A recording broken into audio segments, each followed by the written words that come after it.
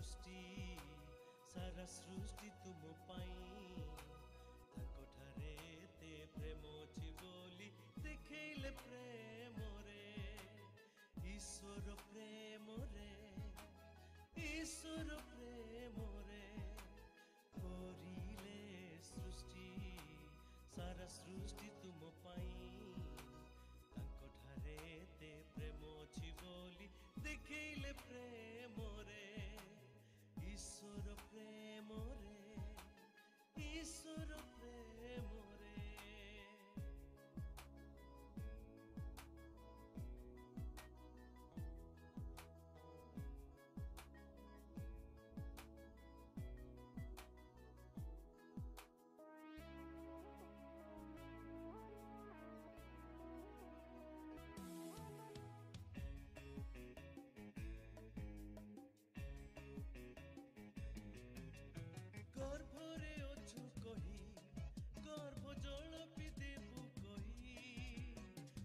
मास जल भितर बंचेले प्रेम रे गर्भरे अछु कही गर्भ जल देबु कही नव मास जल भितर बंचेले प्रेम रे तुमे गर्भरे थिबा बेले आहार जगाइले माँ बापा को प्रति कथा गर्भरे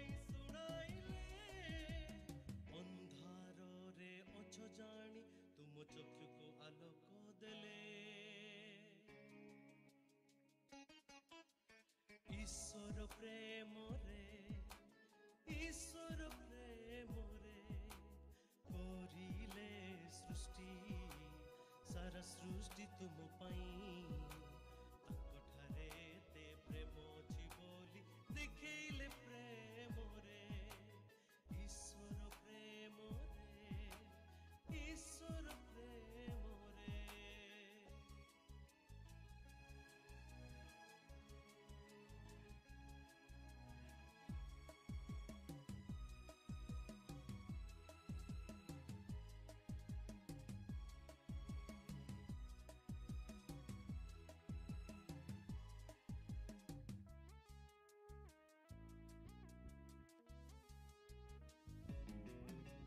गर्भरे अछु कही विश्राम देबा पाई केउ काम तुमको न थाई मरण देउछि प्रेम रे मरण ही देबा पाई विश्राम ही देबा पाई केउ काम तुमको न थाई मरण देउछि प्रेम रे कौनसी कष्ट न थाई भाग्य किछि व्यक्ति को कौनसी पाप न थाई स्वर्ग के बड़ तुमको जन्म हेले कार्य रही थीब मरी गले तुमको लाभ ईश्वर प्रेम रे ईश्वर प्रेम रे करिले सृष्टि सारा सृष्टि तुम पाई ताकोठारे ते प्रेम अछि बोली देखैले प्रेम रे ईश्वर प्रेम रे ईश्वर प्रेम रे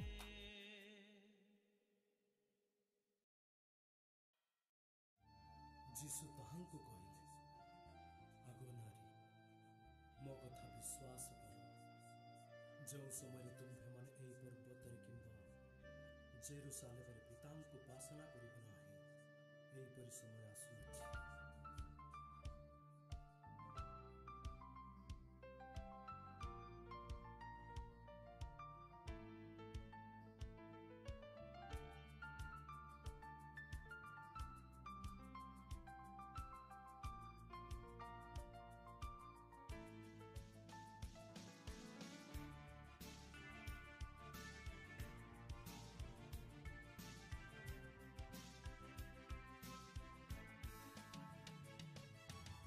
स्तुति करिबार लुह आराधना ईश्वर को कार्य करिबार आराधना लक्ष्य कर ईश्वर को मन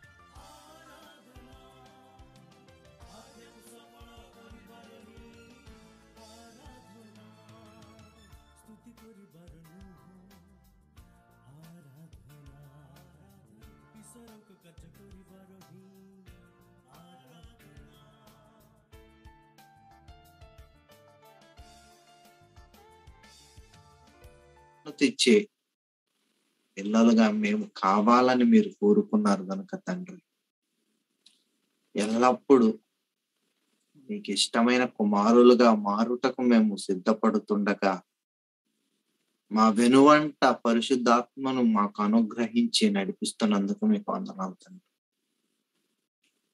మేము చేయనయ్యున్న తప్పులను ప్రేమతో క్షమిస్తున్నందుకు మీకు కృతజ్ఞతాస్తుతులు చెల్లించుకుంటూ తండ్రి, మేము మీకు ఇష్టమైనట్టుగా మీ సంకల్పాన్ని నెరవేర్చేవారుగా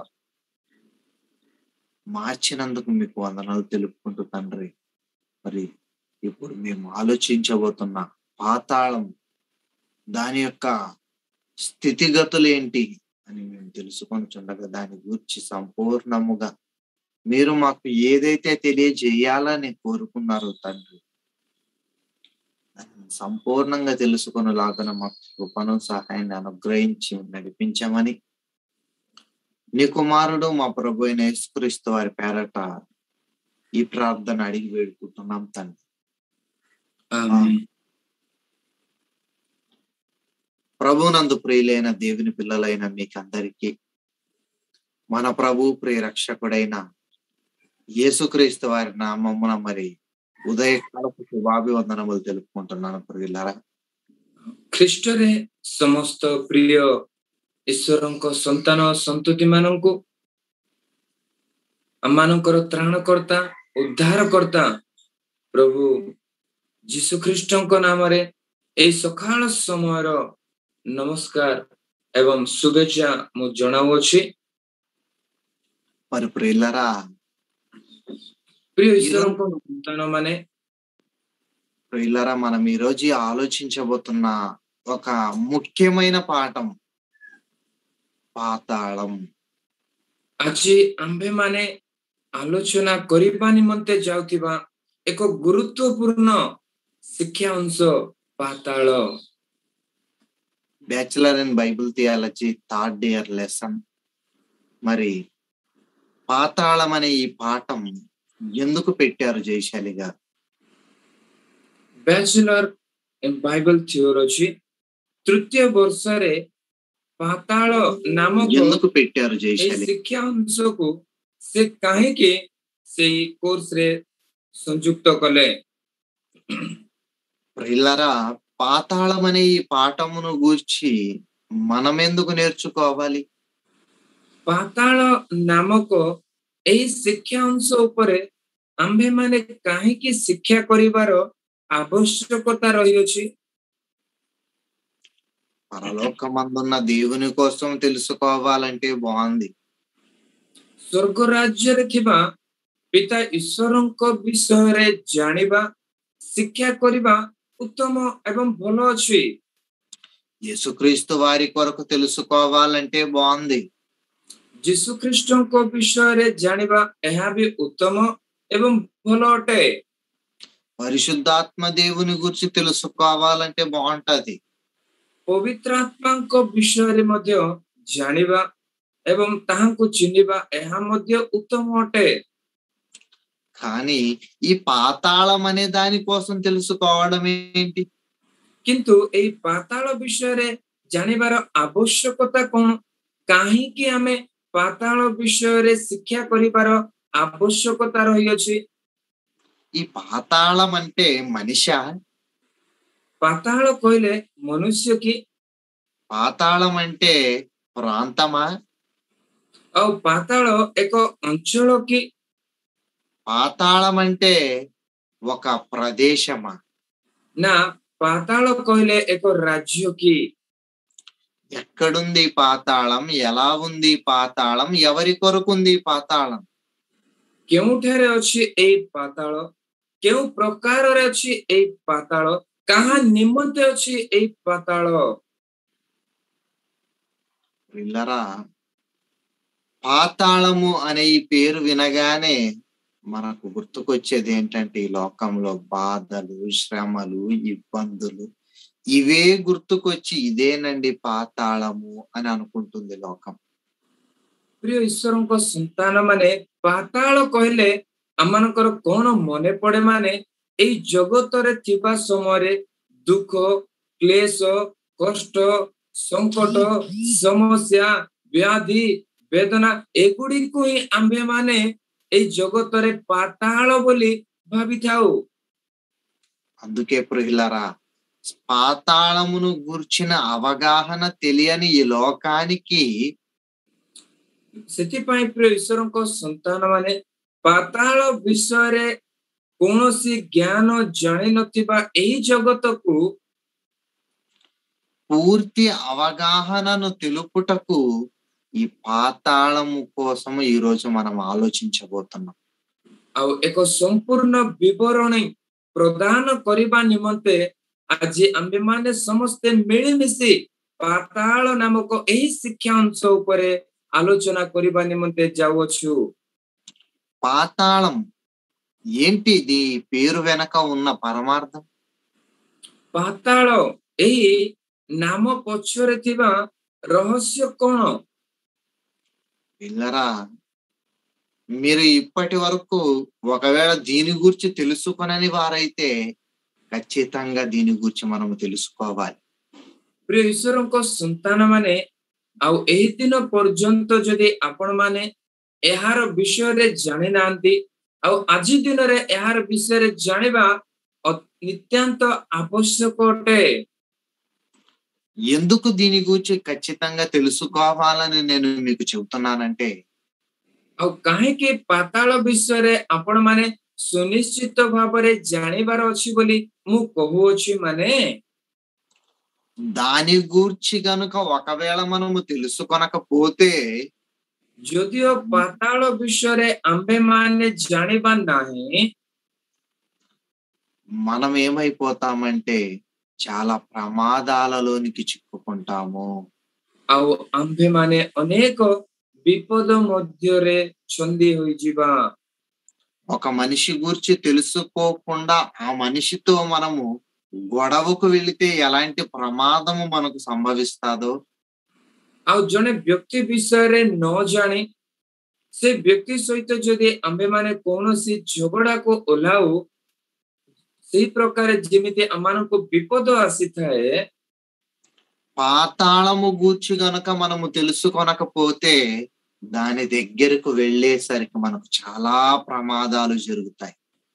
ଆଉ ସେହି ପ୍ରକାର ପାତାଳ ବିଷୟରେ ଯଦି ଆମମାନେ ନ ଜାଣିବା ତାହେଲେ ତାର ନିକଟକୁ ପହଞ୍ଚିବା ବେଳକୁ ଆମମାନଙ୍କ ଜୀବନରେ ଅନେକ ବିପଦ ଆରମ୍ଭ ହୋଇଯିବ. ఇల్లరా, పాతాళం అంటే ఏంటి ఇంతకు? పాతాళం అంటే ఎలా ఉంటది? ପ୍ରିୟ ଈଶ୍ୱରଙ୍କ ସନ୍ତାନ ମାନେ ଏଇ ପାତାଳ କହିଲେ କଣ? ପ୍ରକୃତରେ ଏହି ପାତାଳ କେଉଁ ପ୍ରକାର ଥିବ? విన్నారా, ఈ రోజు మనం ఆలోచించి తెలుసుకోవాలండి. ପ୍ରିୟ ଈଶ୍ୱରଙ୍କ ସନ୍ତାନ ମାନେ ଆଜି ଆମମାନେ ସମସ୍ତେ ଆଲୋଚନା କରି ତାହା ଜାଣିବା ବୋଲି. పాతాళం అంటే మనిషి ఏమనుకుంటున్నాడు, పాతాళం అంటే దేవుడు ఏం చెబుతున్నాడు ఇంతకి? ଧ୍ୟାନର ସହିତ ଶୁଣନ୍ତୁ ପ୍ରିୟ ଈଶ୍ୱରଙ୍କ ସନ୍ତାନ ମାନେ, ପାତାଳ ବିଷୟରେ ମନୁଷ୍ୟ କଣ କହୁଅଛି ଆଉ ଏ ପାତାଳ ବିଷୟରେ ସୃଷ୍ଟିକର୍ତ୍ତା ଈଶ୍ୱର କଣ କହୁଅଛନ୍ତି? మనిషి ఆలోచనలలో నుంచి వచ్చిన దానికోసం దేవుడు ఒక మాట అన్నాడు ప్రియులారా.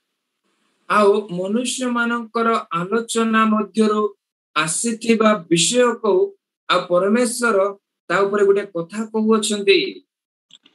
నరుని ఊహ ఎల్లప్పుడూ కేవలము చెడ్డది. ଆଉ ମନୁଷ୍ୟର ଚିନ୍ତାଧାରା ବା ମନୁଷ୍ୟର କଳ୍ପନା ସଦାବେଳେ ମନ୍ଦ ମାତ୍ର. అంటే మనిషి ఈ పాతాళము కోసం ఏమనుకుంటున్నాడో అది ఊహే అవుతుంది.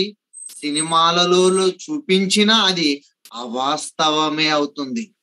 ପ୍ରିୟ ଈଶ୍ୱରଙ୍କ ସନ୍ତାନ ମାନେ ପାତାଳ ବିଷୟରେ ମନୁଷ୍ୟ ଏହି ପୃଥିବୀ ପୃଷ୍ଠରେ ଯାହା ବି କଳ୍ପନା କରୁ ତାହା ଆଉ ଅବାସ୍ତବ ଅଟେ ଏବଂ ଚଳଚ୍ଚିତ୍ର ଗୁଡିକରେ ଯାହା ଦେଖେଇଲେ ବି ଏମାନଙ୍କୁ ତାହା ଆଉ ମିଥ୍ୟା ଅଟେ. కానీ సర్వేశ్వరుడైన దేవుడు ఈ పాతాళము గూర్చి చెప్పిన ప్రతి మాట వాస్తవమే. କିନ୍ତୁ ପ୍ରିୟ ଈଶ୍ୱରଙ୍କ ସନ୍ତାନ ମାନେ ସର୍ବ ସୃଷ୍ଟିର ସୃଷ୍ଟିକର୍ତ୍ତା ପାତାଳ ବିଷୟରେ କହିଥିବା ପ୍ରତ୍ୟେକ ବିଷୟ ବାସ୍ତବ ଏବଂ ସତ୍ୟ ଅଟେ. ప్రియులారా, సృష్టికర్త రాసి ఇచ్చిన 66 పుస్తకాలను పరిశీలిస్తేనే పాతాళము గూర్చిన అవగాహన మనకు తెలుస్తుంది. ଆଉ ଆମ୍ଭେ ମାନେ ଯଦି ସୃଷ୍ଟିକର୍ତ୍ତା ଆମମାନଙ୍କ ନିମନ୍ତେ ପବିତ୍ର ଆତ୍ମାଙ୍କ ପ୍ରେରଣରେ ଲେଖାଇ ଦେଇଥିବା ଏଇ 64 ପୁସ୍ତକକୁ ଆମ୍ଭେ ମାନେ ଅନୁସନ୍ଧାନ କରି ପାଠ କଲେ పాతాళ విషୟରେ ଆମେ సంపూర్ణ వివరణ పాయిପାରିବା. పరలోకమందున్న దేవుని గూర్చి తెలియాలన్నా, యేసుక్రీస్తు వారి గూర్చి తెలియాలన్నా, సృష్టి పుట్టుక తెలియాలన్నా, పాతాళము గూర్చి తెలియాలన్నా యేసుక్రీస్తు వారు నేర్పిన బైబిల్లోనే చదవాలి మనం. ପ୍ରିୟ ଈଶ୍ୱରଙ୍କ ସନ୍ତାନ ସନ୍ତତି ମାନେ ସ୍ୱର୍ଗ ରାଜ୍ୟରେ ଥିବା ପିତାଙ୍କ ବିଷୟରେ ଜାଣିବା ନିମନ୍ତେ ହେଉ, ଆମମାନଙ୍କ ନିମନ୍ତେ ପ୍ରାଣ ଦେଇଥିବା ପ୍ରଭୁ ଯୀଶୁ ଖ୍ରୀଷ୍ଟଙ୍କ ବିଷୟରେ ଜାଣିବା ନିମନ୍ତେ ହେଉ, ଆମମାନଙ୍କର ସାହାଯ୍ୟକାରୀ ଭାବରେ ଥିବା ଆଉ ପବିତ୍ର ଆତ୍ମାଙ୍କ ବିଷୟରେ ଜାଣିବା ନିମନ୍ତେ ହେଉ, ନଚେତ୍ ଏଇ ସୃଷ୍ଟିର ଆଉ କାର୍ଯ୍ୟକ୍ରମ ବିଷୟରେ କେଉଁ ପ୍ରକାର ଏଇ ସୃଷ୍ଟି ହେଲା ଏହା ଜାଣିବା ନିମନ୍ତେ ହେଉ, ଆମ ମାନଙ୍କ ନିମନ୍ତେ ଦିଆଯାଇଥିବା ଯୀଶୁ ଖ୍ରୀଷ୍ଟଙ୍କ ମୁଖରୁ ନିର୍ଗତ ହୋଇଥିବା ସେଇ ବାକ୍ୟ ଗୁଡ଼ିକୁ ଅନୁଶୀଳନ କରି ଅନୁସନ୍ଧାନ କରି ପାଠ କରିପାରିଲେ సంపూర్ణ వివరణ ସେ విషୟରେ ଆମେ ପାଇପାରିବା. వాక్యాలలో పరిశీలించి నేర్చుకొని మనము జాగ్రత్తగా జీవించాలనే దేవుడు రాసి ఇచ్చాడు 66 పుస్తకాలను. ଆଉ ବାକ୍ୟକୁ ଆମେ ମାନେ ଅନୁସନ୍ଧାନ କରି ତାହା ଜାଣି ସାବଧାନତାର ସହିତ ଯେଉଁ ପ୍ରକାରେ ଆମ୍ଭେ ମାନେ ଜୀବନ ଯାପନ କରିପାରିବା, ସେଥିପାଇଁ ଆମମାନଙ୍କୁ ପ୍ରେମ କରିଥିବା ଆମମାନଙ୍କର ସୃଷ୍ଟିକର୍ତ୍ତା ପରମେଶ୍ୱର ଏଇ 64 ପୁସ୍ତକକୁ ଲେଖାଇ ଆଜି ଏକ ବାଇବଲ ରୂପରେ ଆମମାନଙ୍କ ହସ୍ତରେ ଦେଇ ଅଛନ୍ତି. ఈరోజు మనము పాతాళముని గూర్చిన పూర్తి వివరణను తెలుసుకుందాం. ପ୍ରିୟ ଈଶ୍ୱରଙ୍କ ସନ୍ତାନ ମାନେ ପାତାଳ ବିଷୟରେ ଆଜି ଆମେ ସମ୍ପୂର୍ଣ୍ଣ ବିବରଣ ଜାଣିବା ନିମନ୍ତେ ଆଗକୁ ବଢିବା. పాతాళం పాతాళ పాతాళం అనగానే మీరు ఇప్పటి వరకు పాకకు వేసే తాళమని ఒకవేళ అనుకొని ఉంటే దానిని తీసిపారి. ଆଉ ପାତାଳ କହିଲେ ଆଉ ପାତକୁ ପକାଇଥିବା ତାଳ ବୋଲି ଆପଣ ମାନେ ଯଦି ଭାବୁଅଛନ୍ତି, ସେଇ ଚିନ୍ତାଧାରାକୁ ଆପଣ ମାନେ ମନରୁ ବାହାର କରିଦିଅନ୍ତୁ. పాతాళం అంటే ఏంటో దేవుడు ఏం చెబుతున్నాడో ఈ రోజే మనం తెలుసుకోవాలి. ଆଉ ପାତାଳ କହିଲେ କଣ, ଆଉ ସର୍ବ ସୃଷ୍ଟିର ସୃଷ୍ଟିକର୍ତ୍ତା ହିଁ କହୁଅଛନ୍ତି, ତା ଆଜି ଦିନରେ ଆମ୍ଭେ ମାନେ ଜାଣିବା. కనుక ప్రియులారా, మనం బైబిల్ తెరిచి ఒక మాటను చూడగలిగితే, ଆଉ ସେଥିପାଇଁ ପ୍ରିୟ ଈଶ୍ୱରଙ୍କ ସନ୍ତାନ ମାନେ ଆମମାନେ ବାଇବଲ ଖୋଲି ଆଉ ବାଇବଲର ଗୋଟେ ପଦ ଆମ୍ଭେ ମାନେ ଦେଖିପାରିଲେ, ఫిలిప్పీలకు రాసిన పౌలు గారి పత్రిక ଆଉ ఫిలిపియ మండలి నిକଟକୁ ପ୍ରେରିତ ପାଉଲଙ୍କ ପତ୍ର 2వ అధ్యాయం ତାର 2 ଅଧ୍ୟାୟ 9వ వచనం. ప్రియులారా, 9 ପଦ ଆମ୍ଭେ ମାନେ ଦେଖିବା. ପ୍ରିୟ ଈଶ୍ୱରଙ୍କ ସନ୍ତାନ ମାନେ ఫిలిప్పీలకు రాసిన పత్రిక 2వ అధ్యాయం 9వ వచనం గనుక మనం చదవగలిగితే, ଫିଲିପିୟ ପୁସ୍ତକ 2 ଅଧ୍ୟାୟ ତାର 9 ପଦ ଯଦି ଆମ୍ଭେ ମାନେ ପଠନ କରିପାରିଲେ, అందుచేత పరలోకమందున్న వారిలో గాని, భూమి మీద ఉన్న వారిలో గాని, భూమి క్రింద ఉన్న వారిలో గాని ప్రతివాని మోకాలు యేసునామమున వంగునట్లు అని అంటున్నాడు. ଆଉ ପ୍ରିୟ ଈଶ୍ୱରଙ୍କ ସନ୍ତାନ ମାନେ ଆଉ ଯଦିଓ ତେଲୁଗୁ ବାଇବଲରେ ତାହା 9 ପଦରେ ରହିଅଛି, ଆମ୍ଭେ ମାନେ ଫିଲିପିୟ ପୁସ୍ତକ 2 ଅଧ୍ୟାୟ 10 ପଦ ଦେଖିବା ଓଡ଼ିଆ ବାଇବଲରେ, ଯେପରି ସ୍ୱର୍ଗ, ମର୍ତ୍ତ୍ୟ ଓ ପାତାଳରେ ଥିବା ପ୍ରତ୍ୟେକ ଜାନୁ ଯୀଶୁଙ୍କ ନାମରେ ନତ ହେବ. పరలోకంలో ఎవరున్నారనగానే నోరు వెంటనే మనకు వచ్చేస్తది, దేవుడు ఉన్నాడు, దేవదూతలు ఉన్నారు అని. ଆଉ ସ୍ୱର୍ଗ ରାଜ୍ୟରେ କିଏ ଅଛନ୍ତି ବୋଲି ପ୍ରଶ୍ନ କରିବା ସଙ୍ଗେ ସଙ୍ଗେ ଆମେ ମାନେ ଉତ୍ତର ଦେଇଥାଉ, ସ୍ୱର୍ଗ ରାଜ୍ୟରେ ପିତା ଈଶ୍ୱର ଅଛନ୍ତି ଆଉ ଦୂତ ମାନେ ଅଛନ୍ତି ବୋଲି ଆମେ ମାନେ କହିଥାଉ। భూమి మీద ఎవరు ఉన్నారు అనగానే మనుషులు ఉన్నారు, జంతువులు ఉన్నాయి, అనేక జలచరాలు కూడా ఉన్నాయి అని మనిషి భూమి మీద ఉన్న వాటి కోసము, సముద్రములో ఉన్న వాటి కోసము అనర్గళంగా మాట్లాడగలుగుతున్నాడు. ପ୍ରିୟ ଈଶ୍ୱରଙ୍କ ସନ୍ତାନ ମାନେ ସେଇ ପ୍ରକାରେ ମର୍ତ୍ତ୍ୟରେ କିଏ ଅଛନ୍ତି ବୋଲି ଯଦି ଆମେ ପ୍ରଶ୍ନ କଲେ, ଏଇ ମର୍ତ୍ତ୍ୟରେ ଅର୍ଥାତ୍ ଏଇ ପୃଥିବୀ ପୃଷ୍ଠରେ ମନୁଷ୍ୟ ମାନେ ଅଛନ୍ତି, ଅନେକ ଗଛ ଲତା ବୃକ୍ଷ ମାନେ ଅଛନ୍ତି, ତା ସହିତ ଅନେକ ପ୍ରାଣୀ ମାନେ ଅଛନ୍ତି, ଅନେକ ପକ୍ଷୀ ମାନେ ଅଛନ୍ତି, ସମୁଦ୍ରରେ ଅନେକ ଜଳଚର ପ୍ରାଣୀ ମାନେ ଅଛନ୍ତି, ଆଉ ଅନେକ ଉଭୟଚର ପ୍ରାଣୀ ମାନେ ମଧ୍ୟ ଏଇ ମର୍ତ୍ତ୍ୟରେ ପୃଥିବୀ ପୃଷ୍ଠରେ ବାସ କରୁଅଛନ୍ତି ବୋଲି ଆଜି ମନୁଷ୍ୟ ଅନର୍ଗଳ ଭାବରେ କଥା କହିପାରୁଅଛି ବା ଜଣାଉଛି। కానీ క్రిందనున్న లోకము లేకపోతే క్రిందని ఎవరున్నారు, భూమి క్రింద ఉన్న వారిలో గాని అంటున్నాడంటే భూమి క్రింద ఎవరో ఉన్నారు। ଈଶ୍ୱରଙ୍କ ସନ୍ତାନ ମାନେ ଏବେ ଆଉ ପାତାଳରେ ଅର୍ଥାତ୍ ଏଇ ଭୂମିର ତଳେ କେଉଁମାନେ ଅଛନ୍ତି? భూమి క్రింద ఉన్నవారు ఎవరు అనగానే బైబిల్ తెలిసిన మనము మాట్లాడాలి తప్ప లోకము మాట్లాడితే అబద్ధమే మాట్లాడుతుంది। ପ୍ରିୟ ଈଶ୍ୱରଙ୍କ ସନ୍ତାନ ମାନେ ଏଇ ପାତାଳରେ କିମ୍ବା ଏଇ ଭୂପୃଷ୍ଠ ତଳେ ବା ମର୍ତ୍ତ୍ୟର ତଳେ କେଉଁମାନେ ଅଛନ୍ତି ବୋଲି ଯଦି ପ୍ରଶ୍ନ କଲେ, ଆଉ ସେ ପ୍ରଶ୍ନର ଉତ୍ତର ବାଇବଲ ଜାଣିଥିବା ଆମ୍ଭେମାନେ ହିଁ କହିପାରିବା, କିନ୍ତୁ ସମାଜର ଲୋକମାନଙ୍କୁ ପଚାରିଲେ ସେମାନେ ତାହା କହିଲେ ବି ଅବାସ୍ତବ ଏବଂ ମିଥ୍ୟା ଅଟେ। ప్రియులారా, అదేంటి, ఆ ప్రాంతం పేరేంటి, ఆ ప్రాంతం ఎలా ఉంది, ఆ ప్రాంతాన్ని దేవుడు ఎవరి కొరకు చేశాడు అని మనం ఆలోచించే ముందు ఒక మాటను చూసుకుందాం ప్రియులారా। ଆଉ ପ୍ରିୟ ଈଶ୍ୱରଙ୍କ ସନ୍ତାନ ସନ୍ତତି ମାନେ, ଆଉ ସେ ପାତାଳ ନାମକ ପଦର ଅର୍ଥ କଣ? ପାତାଳ କହିଲେ କଣ? ସେ ପାତାଳ ନାମକ ସ୍ଥାନକୁ ପରମେଶ୍ୱର କାହିଁକି ସୃଷ୍ଟି କଲେ, ଆଉ ସେ ପାତାଳ ସେ କାହା ନିମନ୍ତେ ସୃଷ୍ଟି କଲେ, ଆଉ ଏଇ ସମସ୍ତ ବିଷୟ ଜାଣିବା ପୂର୍ବରୁ ଆମେ ମାନେ ଗୋଟିଏ ବାକ୍ୟ ବାଇବଲରୁ ଦେଖିବା। యెషయా గ్రంథము 30వ అధ్యాయం 33వ వచనం ప్రియులారా। जिसाय पुस्तक యెషయా గ్రంథము 30వ అధ్యాయం 33వ వచనం మనం చూడగలిగితే, जिसाय पुस्तक 30 अध्याय तार 33 पद जदि आंबे माने देखि परिले, పూర్వము నుండి తోఫేతు సిద్ధపరచబడి ఉన్నది అంటున్నాడండి ఇక్కడ। आ देखंतु जिसाय पुस्तक 30 अध्याय 33 पद पूर्व कालरू निर्मित होई अछि तोफेत बोली कहउछंती। ప్రియులారా, ఈ మాటను గనుక జాగ్రత్తగా మనము చదవగలిగితే, ఆలోచించగలిగితే, ఆ తోఫేతు అనే దగ్గర పాతాళమును ఒక లింక్ కనిపిస్తది మనకు।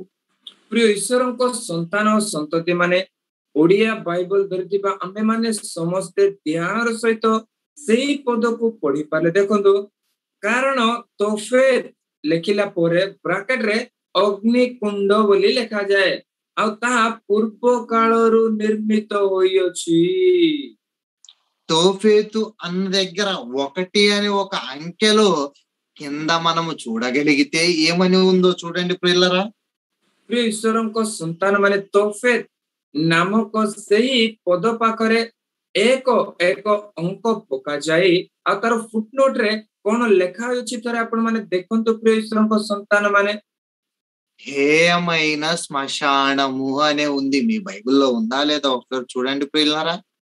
आ देखंतु तेलुगु बाइबल रे हेले एक भयंकर श्मशान बोली लेखा जाय, किंतु ओडिया बाइबल रे जेतु से प्रकार दिया जाय नाय, किंतु तोफेत नामक सेही पद पाखरे ब्रैकेट रे अग्नि कुंड लेखा जाय अछि, आपण माने पाई परिबे। పూర్వము నుండి తోఫేతు సిద్ధపరచబడి ఉన్నది అంటున్నాడంటే ଆଉ ସେଥି ନିମନ୍ତେ ଏହି ପଦକୁ ଧ୍ୟାନର ସହିତ ଆପଣ ମାନେ ଦେଖିପାରିଲେ, କାରଣ ତୋଫେତ ଅର୍ଥାତ୍ ଅଗ୍ନିକୁଣ୍ଡ ପୂର୍ବ କାଳରୁ ନିର୍ମିତ ହୋଇଅଛି ବୋଲି ଯଦି ସେ କହୁଅଛନ୍ତି, పూర్వమే హేయమైన శ్మశానము సిద్ధపరచబడిందంట. ଆଉ ପୂର୍ବ କାଳରୁ ହିଁ ଏଇ ଭୟଙ୍କର ଆଉ ସେ ଶ୍ମଶାନ ପ୍ରସ୍ତୁତ କରାଯାଇଅଛି। ఈ శ్మశానాన్ని మనుషులు సిద్ధపరచలేదు మనుషులను పాతిపెట్టుటకు. ଆଉ ଏଇ ଶ୍ମଶାନକୁ ମନୁଷ୍ୟ ମାନେ ପ୍ରସ୍ତୁତ କରିନାହାନ୍ତି ମନୁଷ୍ୟ ମାନଙ୍କୁ ସମାଧି ଦେବା ନିମନ୍ତେ। రోగాలతో చనిపోయినా కానీ, పాపాలతో చనిపోయినా కానీ, ఈ లోకంలో చనిపోతే శ్మశానంలో మనిషి పాతి పెడతాడు. ପ୍ରିୟ ଈଶ୍ୱରଙ୍କ ସନ୍ତାନ ମାନେ ରୋଗାକ୍ରାନ୍ତ ହୋଇ ମୃତ୍ୟୁବରଣ କଲେ ସୁଦ୍ଧା, ପାପରେ ରହି ମୃତ୍ୟୁବରଣ କଲେ ସୁଦ୍ଧା, ବିଭିନ୍ନ ପ୍ରକାରରେ ବ୍ୟକ୍ତି ମାନେ ମୃତ୍ୟୁବରଣ କରୁଥିବା ସମୟରେ ସେମାନଙ୍କୁ ମନୁଷ୍ୟ ମାନେ ନେଇ ଶ୍ମଶାନରେ ସମାଧି କରନ୍ତି। ఈ లోకంలో మనిషి మరణిస్తే శ్మశానాలలో పాతి పెడతారనే విషయము మీకు అర్థమైతే, ପ୍ରିୟ ଈଶ୍ୱରଙ୍କ ସନ୍ତାନ ମାନେ ଏହି ପୃଥିବୀ ପୃଷ୍ଠରେ ମୃତ୍ୟୁବରଣ କରୁଥିବା ପ୍ରତ୍ୟେକ ବ୍ୟକ୍ତିକୁ ମନୁଷ୍ୟ ମାନେ ଶ୍ମଶାନରେ ସମାଧି ଦେବା ବିଷୟ ଯଦି ଆପଣ ମାନେ ବୁଝିପାରିଲେ, హేయమైన ఈ శ్మశానములో ఎవరిని పాతి పెట్టుటకు దేవుడు చేశాడు? ଆଉ ଏଇ ଭୟଙ୍କର ଶ୍ମଶାନରେ ଆପଣ ମାନଙ୍କୁ ସମାଧି କରିବା ନିମନ୍ତେ ପୂର୍ବ କାଳରୁ ପରମେଶ୍ୱର ତାହା ନିର୍ମାଣ କରିଅଛନ୍ତି। రా, ఏంటి దేవుడు శ్మశానాలను చేశాడా? ପ୍ରିୟମାନେ, ଆପଣ ମାନଙ୍କ ମନରେ ଗୋଟେ ପ୍ରଶ୍ନ ଉଠିପାରେ, କଣ ସୃଷ୍ଟିକର୍ତ୍ତା ପରମେଶ୍ୱର ଶ୍ମଶାନ ନିର୍ମିତ କରିଅଛନ୍ତି କି? ఇంత అందమైన ఈ భూమి మీద మనుషులు మరణిస్తున్నారు కాబట్టి శ్మశానాలు అవసరం. ଆଉ ଏଇ ସୁନ୍ଦର ଭୂପୃଷ୍ଠ ଉପରେ ମନୁଷ୍ୟ ମାନେ ଯେ ମୃତ୍ୟୁବରଣ କରୁଅଛନ୍ତି ସେଥିପାଇଁ ଶ୍ମଶାନର ଆବଶ୍ୟକତା ରହିଅଛି। మరి దేవుడు శ్మశానం ఎందుకు చెయ్యాలి? మరణమే ତାହେଲେ లేనప్పుడు శ్మశానం అవసరమా? మరి దేవుడు శ్మశానాన్ని ఎందుకు చేశాడు? ତାହେଲେ ସୃଷ୍ଟିକର୍ତ୍ତା ଈଶ୍ୱର ସେ ଶ୍ମଶାନକୁ କାହିଁକି ନିର୍ମିତ କଲେ? దేవుడు శ్మశానాన్ని చేశాడంటే ఎవరినో చంపాలని అనుకున్నాడు ఆయన. ପ୍ରିୟ ଈଶ୍ୱରଙ୍କ ସନ୍ତାନ ମାନେ ଧ୍ୟାନର ସହିତ ଶୁଣନ୍ତୁ, ପୃଥିବୀ ପୃଷ୍ଠରେ ମନୁଷ୍ୟ ମାନେ ମୃତ୍ୟୁବରଣ କରୁଅଛନ୍ତି ବୋଲି ବଞ୍ଚିଥିବା ମନୁଷ୍ୟ ମାନେ ଶ୍ମଶାନ ନାମକ ଏକ ସ୍ଥାନ ପ୍ରସ୍ତୁତ କରି ସେଠାରେ ତାଙ୍କୁ ସମାଧି ଦେଉଛନ୍ତି। କିନ୍ତୁ ଈଶ୍ୱର ଯଦି ଶ୍ମଶାନ ନିର୍ମିତ କରିଅଛନ୍ତି ମାନେ ଈଶ୍ୱର ମଧ୍ୟ କାହାକୁ ନା କାହାକୁ ସେ ଶ୍ମଶାନରେ ସମାଧି କରିବା ନିମନ୍ତେ ଯେ ଆଉ ଚେଷ୍ଟା କରୁଛନ୍ତି ଏହା ଜାଣିବା నితాంత ఆవశ్యక। దేవుడు చేసిన శ్మశానంలో కాలుతున్నది ఎవరు? ఇంతకది ఎక్కడ ఉంది? ଈଶ୍ୱରଙ୍କ ସନ୍ତାନ ମାନେ ଈଶ୍ୱରଙ୍କ ଦ୍ୱାରା ନିର୍ମିତ ସେ ଶ୍ମଶାନରେ କେଉଁମାନେ ଆଜି ଜଳୁଅଛନ୍ତି, ପ୍ରକୃତରେ ସେ ଶ୍ମଶାନ କେଉଁଠାରେ ଅଛି? దానిని కనుగోవడం ఎలా ఈ లోకంలో? ଆଉ ଏଇ ଜଗତରେ ବଞ୍ଚିଥିବା ସମୟରେ ସେଇ ସ୍ଥାନର କେଉଁ ପ୍ରକାର ଆମେ ସେଇ ସ୍ଥାନକୁ ପାଇପାରିବା? ସେଇ ସ୍ଥାନକୁ କେଉଁ ପ୍ରକାର ଆମେ ଜାଣିପାରିବା? దాని గురించి దేవుడు ఏమంటున్నాడంటే, ପ୍ରିୟ ଈଶ୍ୱରଙ୍କ ସନ୍ତାନ ମାନେ ସେଇ ଶ୍ମଶାନ ବିଷୟରେ, ସେଇ ପାତାଳ ବିଷୟରେ ସୃଷ୍ଟିକର୍ତ୍ତା କଣ କହୁଅଛନ୍ତି? ମାନେ మనం మరలా చదువుకోవాలి ఇంతకు ఆ ప్రాంతం ఎక్కడ ఉందో తెలియాలంటే। ଆଉ ପୁନର୍ବାର ଆମେ ମାନେ ବାଇବଲକୁ ପଠନ କରିବାର ଆବଶ୍ୟକତା ରହିଛି ସେ ଅଞ୍ଚଳ କେଉଁଠାରେ ଅଛି ଜାଣିବା ନିମନ୍ତେ। యెషయా గ్రంథము 30వ అధ్యాయం 33వ వచనం చూడండి ప్రియులారా, మరలా చదువుకుందాం। ଆଉ ଜିସାୟ ପୁସ୍ତକ 30 ଅଧ୍ୟାୟ 33 ପଦ ପୁନର୍ବାର ଆମେ ପଠନ କରିବା। ଦେଖନ୍ତୁ ପ୍ରିୟମାନେ, పూర్వము నుండి తోఫేతు సిద్ధపరచబడి ఉన్నది. ଆଉ କାରଣ ତୋଫେତ୍ ଅଗ୍ନିକୁଣ୍ଡ ପୂର୍ବ କାଳରୁ ନିର୍ମିତ ହୋଇଅଛି అది మెలకు దేవతకు సిద్ధపరచబడి ఉన్నది. ଓ ତାହାର ରାଜା ନିମନ୍ତେ ତାହା ପ୍ରସ୍ତୁତ ହୋଇଅଛି। లోతుగాను విశాలముగాను ఆయన దానిని చేసి ఉన్నాడు. ଧ୍ୟାନର ସହିତ ଦେଖନ୍ତୁ ପ୍ରିୟ ମାନେ, ବାଇବଲ ଦେଖନ୍ତୁ ଆପଣ ମାନେ, ବାଇବଲ ନ ଦେଖିଲେ କୌଣସି ବିଷୟ ଆପଣ ମାନେ ବୁଝିପାରିବେ ନାହିଁ। ସେଥିପାଇଁ ପ୍ରତ୍ୟେକ ଜଣ ବାଇବଲରେ ଲେଖା ଯାଇଥିବା ସେଇ ପଦକୁ ଦେଖନ୍ତୁ, କାରଣ ତୋଫେତ୍ ପୂର୍ବ କାଳରୁ ନିର୍ମିତ ହୋଇଅଛି ଓ ତାହା ରାଜାର ନିମନ୍ତେ ପ୍ରସ୍ତୁତ ହୋଇଅଛି। ସେ ତାହାକୁ ଗଭୀର ଓ ପ୍ରଶସ୍ତ କରିଅଛନ୍ତି। లోతుగాను విశాలముగాను ఆయన ఆ శ్మశానాన్ని చేశాడు అంటే ପ୍ରିୟ ଈଶ୍ୱରଙ୍କ ସନ୍ତାନ ମାନେ, ସେ ତାହାକୁ ଗଭୀର ଓ ପ୍ରଶସ୍ତ ଭାବରେ ସେ ଶ୍ମଶାନକୁ ନିର୍ମିତ କରିଅଛନ୍ତି। ମାନେ ఎలా ఉందా శ్మశానం ఇంతకీ? ପ୍ରକୃତରେ ସେ ଶ୍ମଶାନ କେଉଁଠାରେ తెలుసుకోవాలని ఆలోచిస్తున్నారు కదా ప్రియులారా? ଆଉ ଜାଣିବା ନିମନ୍ତେ ଚେଷ୍ଟା କରୁଅଛନ୍ତି ନା ପ୍ରିୟ ମାନେ? తెలుసుకుందామండి. ఏంటి ఆ హేయమైన శ్మశానము?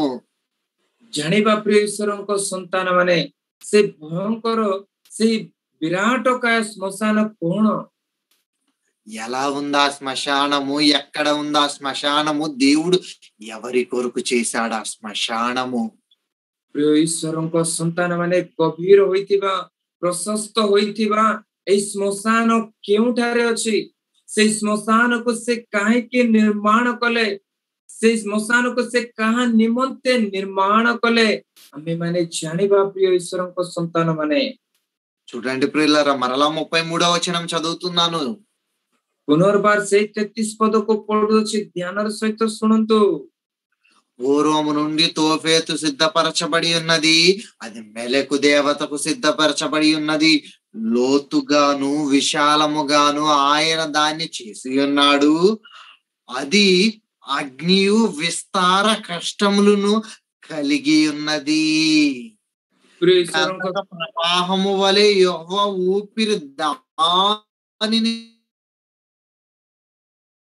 రగులబెట్టేను అంటున్నాడంటే అక్కడ ఏముందో మనకు ପ୍ରିୟ ଈଶ୍ୱରଙ୍କ అర్థమవుతుంది ସନ୍ତାନ చదివితే. ମାନେ, ସେଇ 33 ପଦକୁ ଆଉ ଥରେ ଆମେ ପଢିଲେ ଆଉ ଏକ ବିଷୟ ପାଇପାରିବା। ପ୍ରିୟ ଈଶ୍ୱରଙ୍କ ସନ୍ତାନ ମାନେ, ପ୍ରଥମ ପଦ ପଢିବା ସମୟରେ ଆମେ ମାନେ ଜାଣିଲୁ ଯେ ତୋଫେତ୍ ଅର୍ଥାତ ଏକ ଭୟଙ୍କର ଏକ ବିରାଟ ଶ୍ମଶାନ ବା ଅଗ୍ନିକୁଣ୍ଡ ବୋଲି ଆମେ ଜାଣିଲୁ।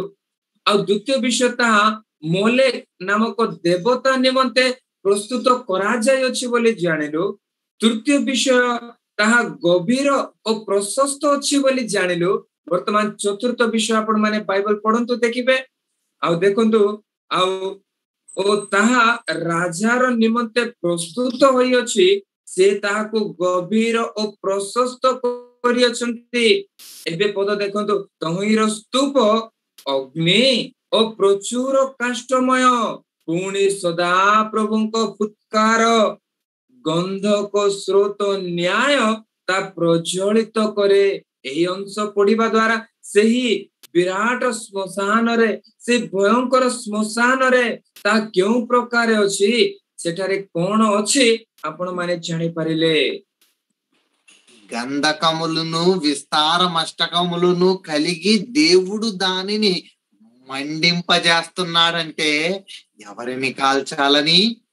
ପ୍ରିୟ ଈଶ୍ୱରଙ୍କ ସନ୍ତାନ ମାନେ, ଆଉ ତହିଁର ସ୍ତୂପ ଅଗ୍ନି ଓ ପ୍ରଚୁର କାଷ୍ଠମୟ ହୋଇ ଆଉ ଗନ୍ଧକ ଦ୍ୱାରା ଯଦି ପରମେଶ୍ୱର ତାହାକୁ ପ୍ରଜ୍ୱଳିତ କରୁଅଛନ୍ତି, ମାନେ କାହାକୁ ସେଥିରେ ପ୍ରଜ୍ୱଳିତ କରିବା ନିମନ୍ତେ? ఇంతకా శ్మశానములో ఎవరున్నారు? ପ୍ରକୃତରେ ସେଇ ଶ୍ମଶାନରେ କିଏ ଅଛନ୍ତି? ఆ శ్మశానాన్ని ఎవరిని కాల్చడానికి చేశాడు దేవుడు? ଆଉ ସେଇ ଶ୍ମଶାନରେ ସେ କାହାକୁ ପ୍ରଜ୍ୱଳିତ କରିବା ନିମନ୍ତେ ନିର୍ମିତ କଲେ? విన్నారా? అది ఏంటి, ఎక్కడ ఉంది, ఎలా ఉంది తెలుసుకోవాలని ఆలోచిస్తున్నారు కదా మీరు ఇప్పుడు. ଆଉ ପ୍ରକୃତରେ ଆଜି ଦିନକୁ ସେହି ବିରାଟ ଭୟଙ୍କର ଶ୍ମଶାନ କେଉଁଠାରେ ଅଛି? ସେ ଗଭୀର ପ୍ରଶସ୍ତ ହୋଇଥିବା ସେ ଶ୍ମଶାନ କେଉଁଠାରେ ଅଛି? ଯେଉଁଠାରେ କି ଗନ୍ଧକମୟ ଦ୍ୱାରା ପରମେଶ୍ୱର ପ୍ରଜ୍ୱଳିତ କରୁଥିବା ସେଇ ପାତାଳ, ସେଇ ଶ୍ମଶାନ କେଉଁଠାରେ ଅଛି ବୋଲି ଜାଣିବାନି ମତେ ଆପଣ ମାନେ ଇଚ୍ଛା କରୁଅଛନ୍ତି ନା? ఈ శ్మశానము కోసం యేసుక్రీస్తు వారు కూడా మాట్లాడుతూ ఏమని అంటున్నారంటే, ପ୍ରିୟ ଈଶ୍ୱରଙ୍କ ସନ୍ତାନ ମାନେ ଏଇ ଶ୍ମଶାନ ବିଷୟରେ ପ୍ରଭୁ ଯୀଶୁ ଖ୍ରୀଷ୍ଟ ମଧ୍ୟ କଥା କହି କଣ କହୁଅଛନ୍ତି ମାନେ, మత్తయి రాసిన సువార్త 5వ అధ్యాయం 14వ వచనం ప్రియులారా. ମାଥି ଲିଖିତ ସୁସମାଚାର 5 ଅଧ୍ୟାୟ 14 ପଦ ପ୍ରିୟ ମାନେ, మత్తయి రాసిన సువార్త 5వ అధ్యాయం 14వ వచనం మనం చదవగలిగితే, ମାଥି ଲିଖିତ ସୁସମାଚାର 5 ଅଧ୍ୟାୟ 14 ପଦ ଆମେ ପଠନ କରିପାରିଲେ, క్షమించండి ప్రియులారా, మత్తయి రాసిన సువార్త 7వ అధ్యాయం 13వ వచనం ప్రియులారా, క్షమించండి. ମାଥି ଲିଖିତ ସୁସମାଚାର 7 ଅଧ୍ୟାୟ 13 ପଦ, మత్తయి రాసిన సువార్త 7వ అధ్యాయం 13వ వచనం 14వ వచనం గనుక మనం చదవగలిగితే, ଆଉ ପୂର୍ବରୁ କୁହାଯାଇଥିବା ଅଂଶ ଆଉ ତ୍ରୁଟି ଥିବା ଯୋଗୁଁ କ୍ଷମା ଚାହୁଁଛୁ, କିନ୍ତୁ ବର୍ତ୍ତମାନ ମାଥି ଲିଖିତ ସୁସମାଚାର 7 ଅଧ୍ୟାୟ 13 ଏବଂ 14 ପଦ ଆମେ ପଠନ କରିପାରିଲେ, ఇరుకు ద్వారమున ప్రవేశింప పోరాడుడి, నాశనమునకు పో ద్వారము వెడల్పును ఆ దారి విశాలమునై ఉన్నది, దాని ద్వారా ప్రవేశించువారు అనేకులు అంటున్నాడు. చూడండి ప్రియులారా, ఇక్కడ యేసుక్రీస్తు వారు. ଆଉ ପ୍ରିୟ ଈଶ୍ୱରଙ୍କ ସନ୍ତାନ ମାନେ ମାଥି ଲିଖିତ ସୁସମାଚାର 7 ଅଧ୍ୟାୟ 13 ପଦ ଦେଖନ୍ତୁ, ସଂକୀର୍ଣ୍ଣ ଦ୍ୱାର ଦେଇ ପ୍ରବେଶ କର, କାରଣ ସର୍ବନାଶକୁ ଘେନି ଯିବା ଦ୍ୱାର ଓସାର ଓ ପଥ ପ୍ରଶସ୍ତ, ପୁଣି ତାହା ଦେଇ ପ୍ରବେଶ କରିବା ଲୋକ ଅନେକ ବୋଲି ପ୍ରଭୁ ଯୀଶୁ ଖ୍ରୀଷ୍ଟ କହୁଅଛନ୍ତି। నాశనమునకు పోవు ద్వారము అన్నాడు, అది విశాలం అన్నాడు. ଆଉ ଦେଖନ୍ତୁ ପ୍ରିୟ ଈଶ୍ୱରଙ୍କ ସନ୍ତାନ ମାନେ, କାରଣ ସର୍ବନାଶକୁ ଘେନି ଯିବା ଦ୍ୱାର ଓସାର ବୋଲି ସେ କହୁଅଛନ୍ତି ଓ ପଥ ପ୍ରଶସ୍ତ ବୋଲି ସେ କହୁଅଛନ୍ତି। పిల్లరా, ఆ మార్గమే విశాలంగా ఉందంటే ఆ ప్రాంతం ఇంకెంత విశాలంగా ఉందో ఒక్కసారి ఆలోచించండి. ପ୍ରିୟ ଈଶ୍ୱରଙ୍କ ସନ୍ତାନ ମାନେ, ସେଇ ପଥ ଯଦି ଏତେ ପ୍ରଶସ୍ତ ହୋଇଅଛି, ତାହେଲେ ସେଇ ଅଞ୍ଚଳ କେତେ ଯେ ପ୍ରଶସ୍ତ ଥିବ, ଥରେ ଆପଣ ମାନେ ଚିନ୍ତା କରନ୍ତୁ। ఆ ప్రాంతం ఏంటో తెలిస్తే మీ ଆଉ గుండెలు ସେହି కరిగిపోతాయి. ఆ ప్రాంతం ఏంటో గనక మనకు తెలిస్తే మన గుండెలు కరిగిపోతాయి ప్రియులారా. ପ୍ରିୟ ଈଶ୍ୱରଙ୍କ ସନ୍ତାନ ମାନେ, ଆଉ ସେଇ ଅଞ୍ଚଳ କଣ ବୋଲି ଆମେ ମାନେ ଜାଣିପାରିଲେ ଆମମାନଙ୍କ ହୃଦୟ ତରଳି ଯିବ, ଭୟରେ ଆମେ ମାନେ କମ୍ପିତ ହେବା ପ୍ରିୟ ମାନେ। ఏంటో చూద్దామా ఒకసారి బైబిల్లో మనం. ଆଉ ସେଇ ପ୍ରଶସ୍ତ, ସେଇ ବିରାଟ ଅଞ୍ଚଳ କଣ ଦେଖିବା କି ଆମେ ବାଇବଲରେ? సామెతల గ్రంథము 15వ అధ్యాయం 24వ వచనం ప్రియులారా. ହିତୋପଦେଶ 15 ଅଧ୍ୟାୟ ତାର 24 ପଦ ପ୍ରିୟ ଈଶ୍ୱରଙ୍କ ସନ୍ତାନ ମାନେ। సామెతల గ్రంథము 15వ అధ్యాయం 24వ వచనం ప్రియులారా. ହିତୋପଦେଶ 15 ଅଧ୍ୟାୟ ତାର 24 ପଦ ఏమంటున్నాడంటే ఇక్కడ, ଆଉ ଏଠାରେ ସେ କଣ କହୁଅଛନ୍ତି ମାନେ, చూడండి ప్రియులారా, చదువుతాను. ମୁଁ ପଠନ କରୁଅଛି, ଧ୍ୟାନର ସହିତ ଶୁଣନ୍ତୁ। క్రిందనున్న పాతాళమును తప్పించుకొనవలెనని, ଆଉ ନିଚ ସ୍ଥିତ ପାତାଳକୁ ତ୍ୟାଗ କରିବା ପାଇଁ। క్రిందనున్న పాతాళం అంట. ଆଉ ଦେଖନ୍ତୁ, ନିଚ ସ୍ଥିତ ପାତାଳ ବୋଲି ସେ କହୁଅଛନ୍ତି। క్రిందన ఉన్నది పాతాళమా? ଆଉ ନିଚ ସ୍ଥିତ ପାତାଳ ବୋଲି କହୁଅଛନ୍ତି କହିଲେ ଏହାର ଅର୍ଥ ନିଚରେ କଣ ପାତାଳ ଅଛି କି? ఆ పాతాళాన్ని దేవుడు అంటున్నాడు, అది శ్మశానమురా అంటున్నాడు. ଆଉ ସେଇ ନିଚ ସ୍ଥିତ ପାତାଳକୁ ଆଉ ସୃଷ୍ଟିକର୍ତ୍ତା ପରମେଶ୍ୱର କହୁଛନ୍ତି ତାହା ଶ୍ମଶାନ ଅଟେ ବୋଲି ଯାହା ମାନେ ଜିସାୟ ପୁସ୍ତକ 30 ଅଧ୍ୟାୟ 33 ପଦରେ ପଠନ କଲୁ। మనము చదువుకున్నట్టుగా అది విశాలముగాను లోతుగాను గంధకములతోనూ నిండి ఉన్నదట. ଆଉ ଆମ୍ଭେ ମାନେ ପଠନ କରିବା ପ୍ରମାଣେ ତାହା ଆଉ ଗଭୀର ଏବଂ ପ୍ରଶସ୍ତ ହୋଇଅଛି ଏବଂ ତାହା ଅଗ୍ନି କାଷ୍ଠ ଏବଂ ଗନ୍ଧକ ଦ୍ୱାରା ପରମେଶ୍ୱର ତାକୁ ପ୍ରଜ୍ୱଳିତ କରୁଅଛନ୍ତି। ఏంటి అది అంత మంటలతో మండుతుందా? ଆଉ ପ୍ରକୃତରେ ଏହି ପାତାଳ ଏହି ଶ୍ମଶାନ ଆଉ ଏତେ ଗନ୍ଧକ ଦ୍ୱାରା ତା ପ୍ରଜ୍ୱଳିତ ହେଉଅଛି କି? ఇలా మీరు పోస్టర్ లో చూసిన విధముగా ଆଉ ଆପଣ ମାନେ ପୂର୍ବରୁ ଦିଆଯାଇଥିବା ପୋଷ୍ଟରରେ ଆପଣ ମାନେ ଦେଖିପାରିଲେ అందులో చక్కగా చేశారండి. ఏంటో తెలుసా? మనుషులైన వారు మంటలలో పడిపోతున్నట్టుగా. ଆଉ ଅତି ସୁନ୍ଦର ଭାବରେ ସେ ପୋଷ୍ଟରକୁ ପ୍ରସ୍ତୁତ କରାଯାଇଅଛି, ଯେଉଁ ପ୍ରକାର ମନୁଷ୍ୟ ମାନେ ସେଇ ପ୍ରଜ୍ୱଳିତ ଅଗ୍ନି କୁଣ୍ଡରେ ସେଇ ଶ୍ମଶାନରେ ସେଇ ପାତାଳରେ ପଡୁଅଛନ୍ତି। ఏంటి శ్మశానములో మనుషులకు వెళుతున్నారా? ପ୍ରକୃତରେ ଏଇ ଶ୍ମଶାନକୁ ଏଇ ପାତାଳକୁ ମନୁଷ୍ୟ ମାନେ ଚାଲି ଯାଉଅଛନ୍ତି କି? ఎవరెవరు వెళ్తున్నారో తెలుసా ప్రియులారా? ఎవరెవరు పాతాళానికి వెళుతున్నారో తెలుసా ప్రియులారా?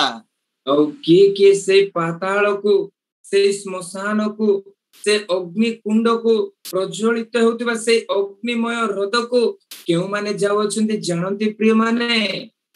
యెషయా గ్రంథము 5వ అధ్యాయం 14వ వచనం ప్రియులారా. ପ୍ରିୟ ଈଶ୍ୱରଙ୍କ ସନ୍ତାନ ମାନେ ଥରେ ବାଇବଲ ଦେଖନ୍ତୁ ଆପଣ ମାନେ।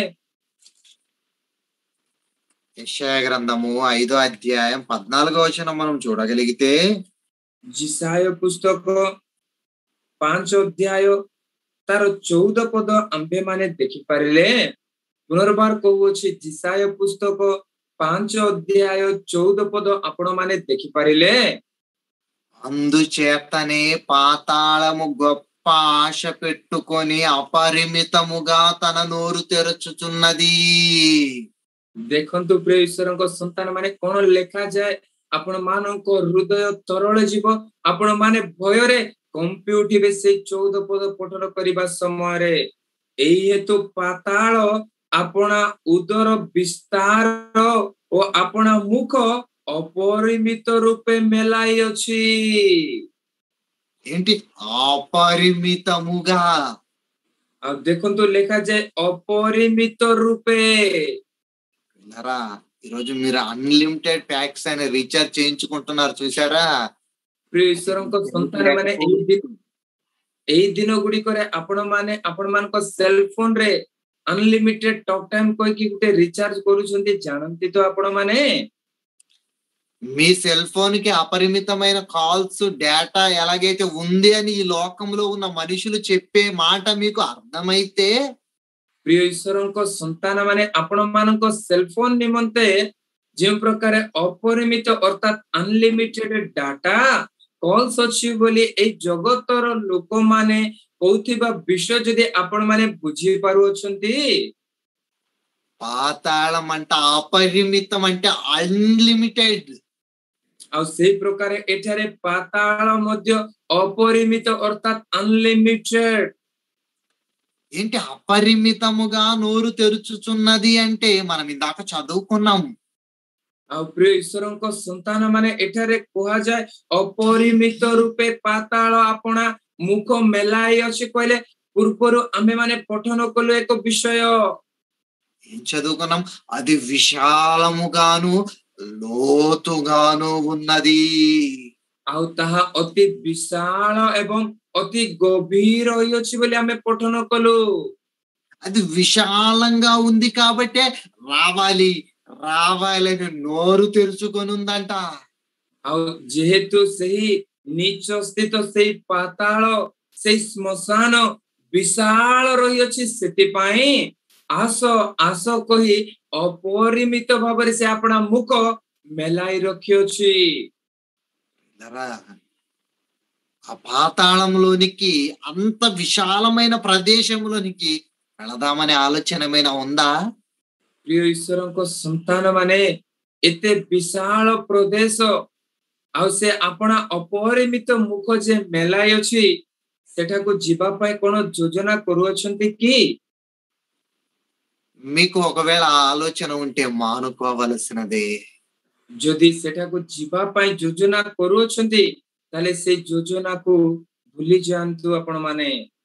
ఎందుకంటే అందులో ఉన్నది ఏసీ కాదు, କାରଣ ସେଠାରେ ଏସି ନାହିଁ ପ୍ରିୟ ମାନେ, అందులో ఉన్నది అగ్ని గంధకములు వంటి మంటలు ఉన్నాయి. ଆଉ ସେଠାରେ ଅଗ୍ନି କାଷ୍ଠ ଏବଂ ଗନ୍ଧକ ଦ୍ୱାରା ପ୍ରଜ୍ୱଳିତ ଅଗ୍ନି ସେଠାରେ ରହିଅଛି। అంటే నిరంతరము మంటలే కాలుతూనే ఉంటాయన్నమాట. ଏହାର శ్మశానం. ଆଉ ଏହାର ଅର୍ଥ ଅନନ୍ତ କାଳ ତାହା ପ୍ରଜ୍ୱଳିତ ହେଉଥିବ ସେଇ ଶ୍ମଶାନ। ఆ శ్మశానము నోరు తెరుచుకొని ఉంటే ఆ నోటిలోనికి ఎవరు వెళ్ళిపోతున్నారో తెలుసా? ଆଉ ସେଇ ଶ୍ମଶାନ ଯଦି, ସେଇ ପାତାଳ ଯଦି, ସେଇ ପ୍ରଶସ୍ତ, ସେଇ ନିଚସ୍ତ ପାତାଳ ଯଦି ଅପରିମିତ ଭାବରେ ଆପଣା ମୁଖ ମେଲାଇ ଥିବା ସମୟରେ କେଉଁମାନେ ସେଇ ଭିତରକୁ ଚାଲି ଯାଉଅଛନ୍ତି ଆପଣ ମାନେ ଜାଣନ୍ତି? అందుచేతని పాతాళము గొప్ప ఆశ పెట్టుకొని అపరిమితముగా తన నోరు తెరుచుచున్నది. వారిలో గనులు, సామాన్యులు, ఘోష చేయువారు, హర్షించువారును పడిపోవుదురు.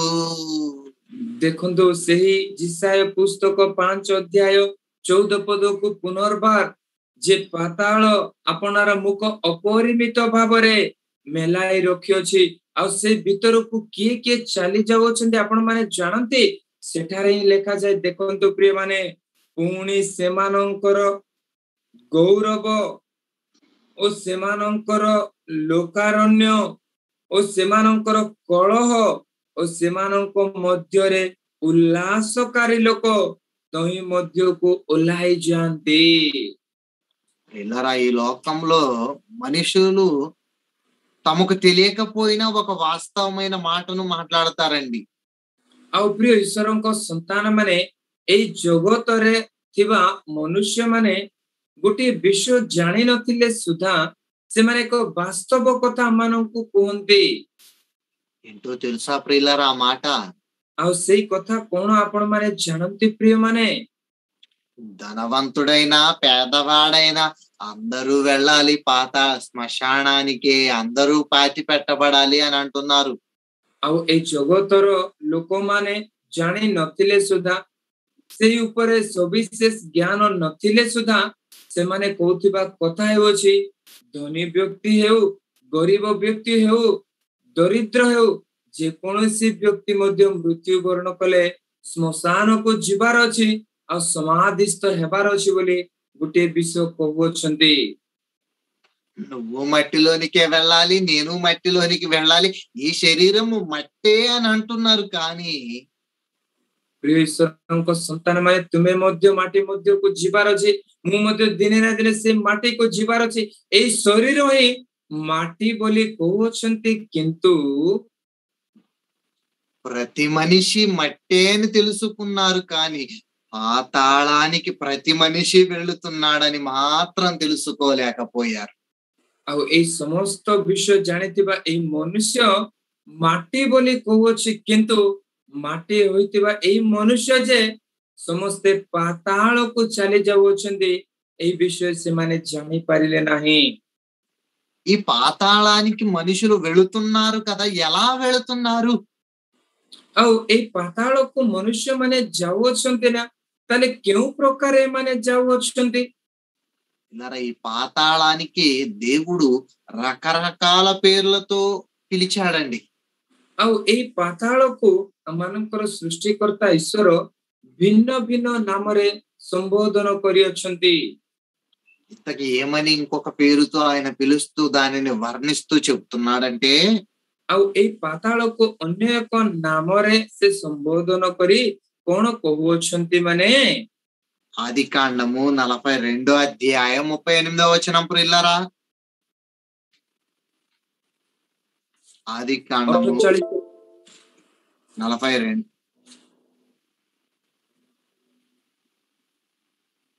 ఆది కాండము 42 అధ్యాయం ଆଦି ପୁସ୍ତକ ତାର 42 ଅଧ୍ୟାୟ 38వ వచనం ప్రియులారా. ତାର 38 ପଦ ଦେଖିବା ପ୍ରିୟ ଈଶ୍ୱରଙ୍କ ସନ୍ତାନ ମାନେ ఇక్కడ యాకోబు గారు తన పిల్లల దగ్గర ఒక విషయాన్ని మాట్లాడుతూ తెలియజేస్తున్నాడు ప్రియులారా. ଆଉ ଏଠାରେ ଯାକୋବ ଆପଣା ସନ୍ତାନ ମାନଙ୍କ ନିକଟରେ ଗୋଟିଏ କଥା ପ୍ରକାଶ କରି କହୁଅଛନ୍ତି। ఆది కాండము 42 అధ్యాయం 38వ వచనం చదువుతాను, మీరు ఆలోచించండి ప్రియులారా. ଆଦି ପୁସ୍ତକ 42 ଅଧ୍ୟାୟ 38 ପଦ ମୁଁ ପଠନ କରିବି, ଆପଣ ମାନେ ଧ୍ୟାନର ସହିତ ଶୁଣନ୍ତୁ। అయితే అతడు నా కుమారుని మీతో వెళ్ళనీయను, ఇతని అన్న చనిపోయెను, ఇతడును మాత్రమే మిగిలి ఉన్నాడు. మీరు పోవు మార్గమున ఇతనికి హాని సంభవించిన ఎడల నెరసిన వెంట్రుకల గల నన్ను మృతుల లోకములోనికి దుఃఖముతో దిగిపోవునట్లు చేయుదురని వారితో చెప్పెను. ଆଉ ପ୍ରିୟ ଈଶ୍ୱରଙ୍କ ସନ୍ତାନ ମାନେ 38 ପଦ ଦେଖନ୍ତୁ। ତେବେ ସେ କହିଲେ, ମୋ ପୁଅ ତୁମ ମାନଙ୍କ ସଙ୍ଗରେ ଯିବ ନାହିଁ, ତାର ସହୋଦର ମରିଅଛି, ସେଇଠି ମାତ୍ର ବାକି ଅଛି। ତୁମ୍ଭେ ମାନେ ଯେଉଁ ପଥରେ ଯାଉଅଛ ତହିଁରେ ଏହାକୁ ଯେବେ କୌଣସି ବିପଦ ଘଟିବ, ତେବେ ତୁମେ ମାନେ ମତେ ଶୋକରେ ଏଇ ପୋକ କେଶରେ କବରକୁ ପଠାଇବ। ప్రియులారా, ପ୍ରିୟମାନେ, మృతుల లోకమన్న పాతాళమే. ଆଉ ଏ ମୃତ ମାନଙ୍କର ସେଇ ଜଗତ କହିଲେ ବି ତାହା ବି ପାତାଳ ଅଟେ। అయితే ఈ మృతుల లోకానికి దేవుడు ଆଉ భాగాలుగా విభజించాడు. ଆଉ ପ୍ରିୟ ଈଶ୍ୱରଙ୍କ ସନ୍ତାନ ମାନେ ଏହି ମୃତ ଜଗତକୁ ବା ଏଇ ପାତାଳକୁ ସେ ବିଭିନ୍ନ ଭାଗରେ ବିଭକ୍ତ କରିଅଛନ୍ତି। ଧ୍ୟାନର ସହିତ ଶୁଣନ୍ତୁ। ଆଉ ତେଲୁଗୁ ଓଡ଼ିଆ ବାଇବଲରେ କେବଳ କବରକୁ ପଠାଇବେ ବୋଲି ଲେଖାଯାଏ, କିନ୍ତୁ ତେଲୁଗୁ ବାଇବଲ ଏକ ଉତ୍ତମ ତର୍ଜମା ଯୁକ୍ତ ଯେ ସେଥି ନିମନ୍ତେ ସେଠି ମୃତ ମାନଙ୍କର ଏକ ଜଗତ ବା ମୃତ ଲୋକ, ଯେମିତି ସ୍ୱର୍ଗ ଲୋକ, ଏ ମର୍ତ୍ୟ ଲୋକ, ସେଇ ପ୍ରକାର ମୃତ ମାନଙ୍କ ଲୋକ ଅର୍ଥାତ୍ ପାତାଳ ଲୋକକୁ ଏଇ ପଦ ସୂଚାଏ। ଆଉ ଏଇ ପାତାଳ ଲୋକକୁ ବା ଏଇ ମୃତ ଲୋକକୁ ପରମେଶ୍ୱର ବିଭିନ୍ନ ଭାଗରେ ବିଭକ୍ତ କରିଅଛନ୍ତି। ఇంతకీ ఎన్ని భాగాలుగా చేశాడని మనం ఆలోచించగలిగితే ప్రియులారా, ପ୍ରକୃତରେ ଏଇ ପାତାଳକୁ ବା ଏ ମୃତ ଲୋକକୁ କେତେ ଭାଗରେ ବିଭକ୍ତ କରିଅଛନ୍ତି ବୋଲି ଆମ୍ଭେମାନେ ଆଲୋଚନା କରିପାରିଲେ। లూకాసు వార్త 16వ అధ్యాయం 22వ వచనం నుంచి 26వ వచనం వరకు ప్రియులారా. ଲୁକ ଲିଖିତ ସୁସମାଚାର 16 ଅଧ୍ୟାୟ ତାର లూకాసు వార్త 16వ అధ్యాయం ଲୁକ ଲିଖିତ ସୁସମାଚାର ତାର 16 ଅଧ୍ୟାୟ 22వ వచనం నుంచి ప్రియులారా 22 ପଦର ଆମମାନେ ପଠନ କରିବା। ఇక్కడ ఏమని మాట్లాడుతున్నాడో మనం చదువుకొని ఆలోచిద్దాం ప్రియులారా. ଆଉ ଏଠାରେ ସେ କଣ କହୁଅଛନ୍ତି ପଠନ କରି ଆମ୍ଭେମାନେ ଆଲୋଚନା କରିବା ପ୍ରିୟ ଈଶ୍ୱରଙ୍କ ସନ୍ତାନ ମାନେ। ఇక్కడ ధనవంతుడు లాజరు అనే ఇద్దరు ఉన్నారు. ఈ సందర్భం అంతా మీకు తెలుసు. ଆଉ ଏଠାରେ ଧନୀ ବ୍ୟକ୍ତି ଆଉ ଲାଜର ନାମକ ଦୁଇ ଜଣ ବ୍ୟକ୍ତି ମାନେ ଅଛନ୍ତି। ଏଇ ଘଟଣା ଆପଣ ମାନେ ସମସ୍ତେ ଜାଣନ୍ତି। ఈ లాజరు అనే వ్యక్తి ఏమో అబ్రహాము గారి రొమ్మున ఆనుకొనుటకు పాతాళములో ఉన్న పరదేశికి వెళ్ళాడు. ଏହି ଲାଜର ନାମକ ବ୍ୟକ୍ତି ଅବ୍ରାହମଙ୍କ କୋଳକୁ ଘେନି ଯିବା ନିମନ୍ତେ ଆଉ ଏଇ ପାତାଳରେ ଥିବା ପାରଦୀଶ ନାମକ ସ୍ଥାନକୁ ସେ ଦୂତମାନଙ୍କ ଦ୍ୱାରା ଘେନି ଗଲେ। ఈ ధనవంతుడేమో పాతాళములో ఉన్న మరి వేదనకరమైన స్థలమునకు వెళ్ళాడు.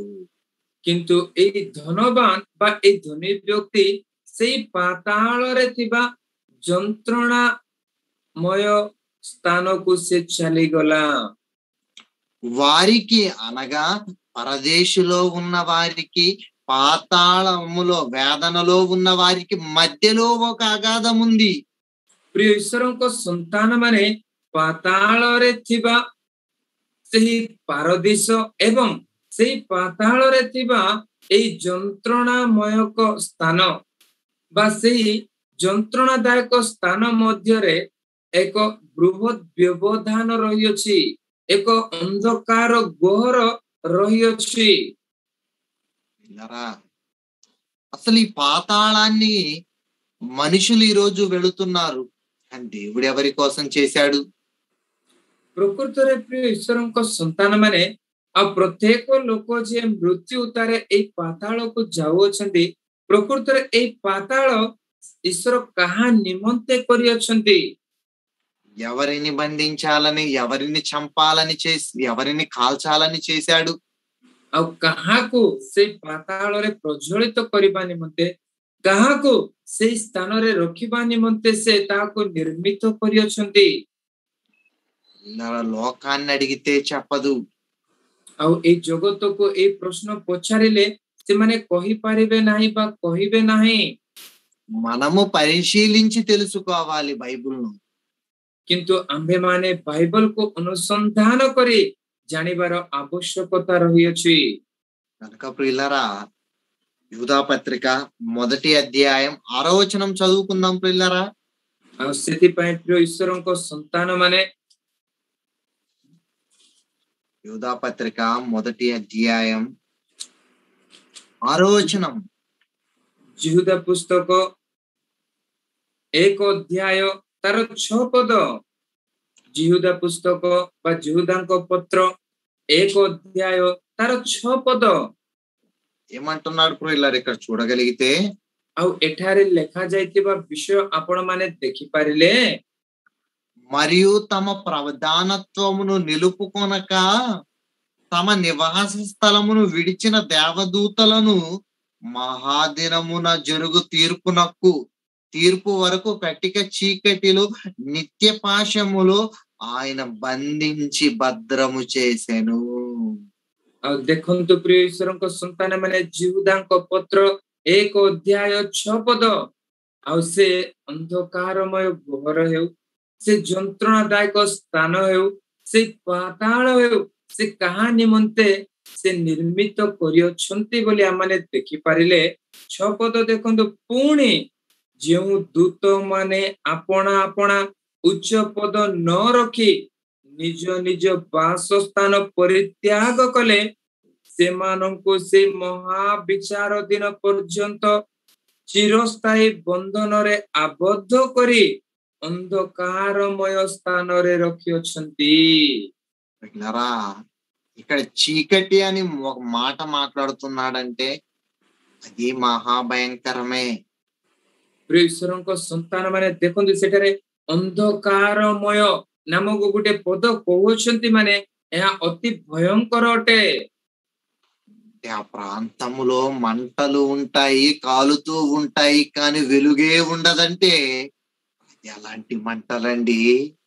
ପ୍ରିୟ ଈଶ୍ୱରଙ୍କ ସନ୍ତାନ ମାନେ ସେଇ ସ୍ଥାନ ଅଗ୍ନି ଗନ୍ଧକରେ ପ୍ରଜ୍ୱଳିତ ହେଉଥିବ, ତାହା କେବେ ବି ନିର୍ବାପିତ ହେବ ନାହିଁ।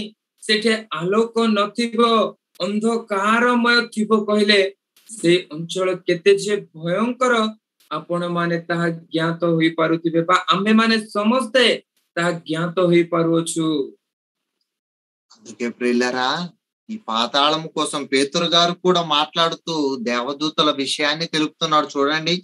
ଆଉ ସେଥି ନିମନ୍ତେ ଆଉ ପିତର ମଧ୍ୟ ପାତାଳ ବିଷୟରେ କହି ଦୂତ ମାନଙ୍କ ବିଷୟରେ କହୁଅଛନ୍ତି। ଥରେ ଦେଖିବା ଆମେ ମାନେ పేతురు రాసిన 2వ పత్రిక 2వ అధ్యాయం 4వ వచనం ప్రియులారా. ପିତରଙ୍କ ଦ୍ୱିତୀୟ ପତ୍ର 2 ଅଧ୍ୟାୟ ତାର 4 ପଦ। ପିତରଙ୍କ ଦ୍ୱିତୀୟ ପତ୍ର 2 ଅଧ୍ୟାୟ ତାର 4 ପଦ। ఇక్కడ ఏం చెబుతున్నాడంటే ప్రియులారా, దేవదూతలు పాపము చేసినప్పుడు దేవుడు వారిని విడిచిపెట్టక పాతాళ లోకమందలి కటిక చీకటి గల బిలములోనికి త్రోసి తీర్పుకు కావలిలో ఉండుటకు వారిని అప్పగించెను. ଦେଖନ୍ତୁ ପ୍ରିୟ ଈଶ୍ୱରଙ୍କ ସନ୍ତାନ ମାନେ ଚାରିପଦ ମୁଁ ପଠନ କରୁଅଛି, କାରଣ ଈଶ୍ୱର ପାପରେ ପତିତ ଦୂତ ମାନଙ୍କୁ ନ ଛାଡି ନରକରେ ନିକ୍ଷେପ କରି ବିଚାର ନିମନ୍ତେ ଅନ୍ଧକାରମୟ ଗହରରେ ରଖିଅଛନ୍ତି। పాతాళ లోకమందలి కటిక చీకటి గల బిలములోనికి త్రోసి. ଆଉ ଦେଖନ୍ତୁ ଏଠାରେ କେତେ ସ୍ପଷ୍ଟ ଭାବରେ ଲେଖାଯାଏ, ଆଉ ନରକରେ ନିକ୍ଷେପ କରି ବିଚାର ନିମନ୍ତେ ଅନ୍ଧକାରମୟ ଗହରରେ ରଖି। పరలోకంలో ఉండవలసిన దేవదూతలు పాపము చేస్తే అక్కడ ଆଉ ସ୍ୱର୍ଗ ରାଜ୍ୟରେ ଥିବା ଦୂତ ମାନେ ଯେତେବେଳେ ସେମାନେ ପାପ କଲେ, తన ప్రధానత్వాన్ని కూలిపోతే ସେମାନେ ଯେତେବେଳେ ଆପଣାର ପ୍ରଧାନ ସେ ଆସନକୁ ସେମାନେ ହରାଇ ବସିଲେ, ఇలా ప్రధానము కూలిపోయి పాపము చేసిన దానిని దేవుడు ఏం అన్నాడంటే ଏହି ପ୍ରକାରେ ଆପଣା ଉଚ୍ଚ ପଦକୁ ହରାଇଥିବା ଆଉ ଆପଣା ଉଚ୍ଚ ପଦ ହରାଇ ପାପ କରିଥିବା ଏ ଦୂତ ମାନଙ୍କ ବିଷୟରେ ସୃଷ୍ଟିକର୍ତ୍ତା ପରମେଶ୍ୱର କଣ କହୁଅଛନ୍ତି? ମାନେ మీరు చదువుకున్నారు యెషయా గ్రంథము 2వ అధ్యాయం 1వ వచనంలో, మీరు మీ పాపముల చేతను అపరాధముల చేతను చచ్చిన వారై ఉండగా. ଆଉ ସେଥିପାଇଁ ଆମେ ମାନେ ପଠନ କଲୁ ଯିଶାୟ ପୁସ୍ତକ 2 ଅଧ୍ୟାୟରେ, ତୁମେ ମାନେ ଆପଣା ପାପ ହେତୁ ଆପଣା ଅପରାଧ ହେତୁ ତୁମେ ମରିଅଛ। అంటే పాపాలతో అపరాధాలతో ప్రధాన దేవదూతలు దేవుని దగ్గర ఉన్నవి చచ్చిపోయినప్పుడు ପ୍ରିୟ ଈଶ୍ୱରଙ୍କ ସନ୍ତାନ ମାନେ ଉଚ୍ଚ ପଦବୀରେ ଥିବା ଦୂତ ମାନେ ସେମାନଙ୍କର ପାପ ଅପରାଧ ଦ୍ୱାରା ଈଶ୍ୱରଙ୍କ ଦୃଷ୍ଟିରେ ମୃତ୍ୟୁ ବରଣ କରିବା ସମୟରେ వాటిని ఇప్పుడు కాల్చి వేయాలి కదా మరి శవాలను. ଆଉ ଦେଖନ୍ତୁ ସେମାନଙ୍କ ଅପରାଧ ଦ୍ୱାରା ସେମାନଙ୍କର ପାପ ଦ୍ୱାରା ଉଚ୍ଚ ପଦବୀରେ ଥିବା ଦୂତ ମାନେ ଯେତେବେଳେ ଈଶ୍ୱରଙ୍କ ଦୃଷ୍ଟିରେ ମୃତ୍ୟୁବରଣ କଲେ, ମୃତ୍ୟୁବରଣ କରିଥିବା ଏଇ ଶବ ମାନଙ୍କୁ ଏବେ ପ୍ରଜ୍ୱଳିତ କରିବାର ଅଛି ନା ପ୍ରିୟ ଈଶ୍ୱରଙ୍କ ସନ୍ତାନ ମାନେ। మనము చచ్చిపోయామనుకోండి, మన వారు పాతి పెడతారు లేదా కాల్చి వేస్తారు. ଆଉ ଯଦି ଆମେ ମାନେ ମୃତ୍ୟୁବରଣ କରୁ ତାହେଲେ ଆମର ଲୋକମାନେ ଆମମାନଙ୍କୁ ସମାଧିସ୍ଥ ହେଲେ କରିବେ, ନଚେତ୍ ଆମମାନଙ୍କୁ ସେମାନେ ଜଳେଇବା ପ୍ରଜ୍ୱଳିତ ମଧ୍ୟ କରିବେ। ఇది వాస్తవం, మీకు తెలుసు. ଆଉ ଏହା ବାସ୍ତବ ଏବଂ ସତ୍ୟ, ଏହା ଆପଣ ମାନେ ଜାଣନ୍ତି। అలాగే ఈ భూమి మీద 750 కోట్ల మంది జనాభాలో ఎవరు చనిపోయినా కానీ పూడ్చిపెట్టాలి, కాల్చివేయాలి. ପ୍ରିୟ ଈଶ୍ୱରଙ୍କ ସନ୍ତାନ ମାନେ ଏଇ ବିଶାଳ ପୃଥିବୀରେ 750 କୋଟି ଜନସଂଖ୍ୟା ବିଶିଷ୍ଟ ଏଇ ଭୂମଣ୍ଡଳ ଉପରେ ଯେକୌଣସି ବ୍ୟକ୍ତି ମୃତ୍ୟୁବରଣ କଲେ ସୁଦ୍ଧା ତାକୁ ସମାଧି କରିବାର ଅଛି, ନଚେତ୍ ସେମାନଙ୍କୁ ପୋଡ଼ି ଦେବାର ଅଛି। ଏହା ବାସ୍ତବ ଆଉ ସତ୍ୟ ଅଟେ। ఎలాగైనా మట్టిలోనికే వెళ్ళాలి, ఈ దేహము కాలైనా కానీ పూడ్చిపెట్టినా కానీ ଯେକୌଣସି ପ୍ରକାର ହେଲେ ଏଇ ଶରୀର ପୁନର୍ବାର ଧୂଳିରେ ମିଶି ଯିବାର ଅଛି। ଆଉ ସମାଧି କଲେ ସୁଦ୍ଧା ତା ଅଗ୍ନିରେ ଆମମାନଙ୍କୁ ପୋଡ଼ିଦେଲେ ସୁଦ୍ଧା। కానీ నీ లోపల ఒకటి ఉంది, ఆత్మ.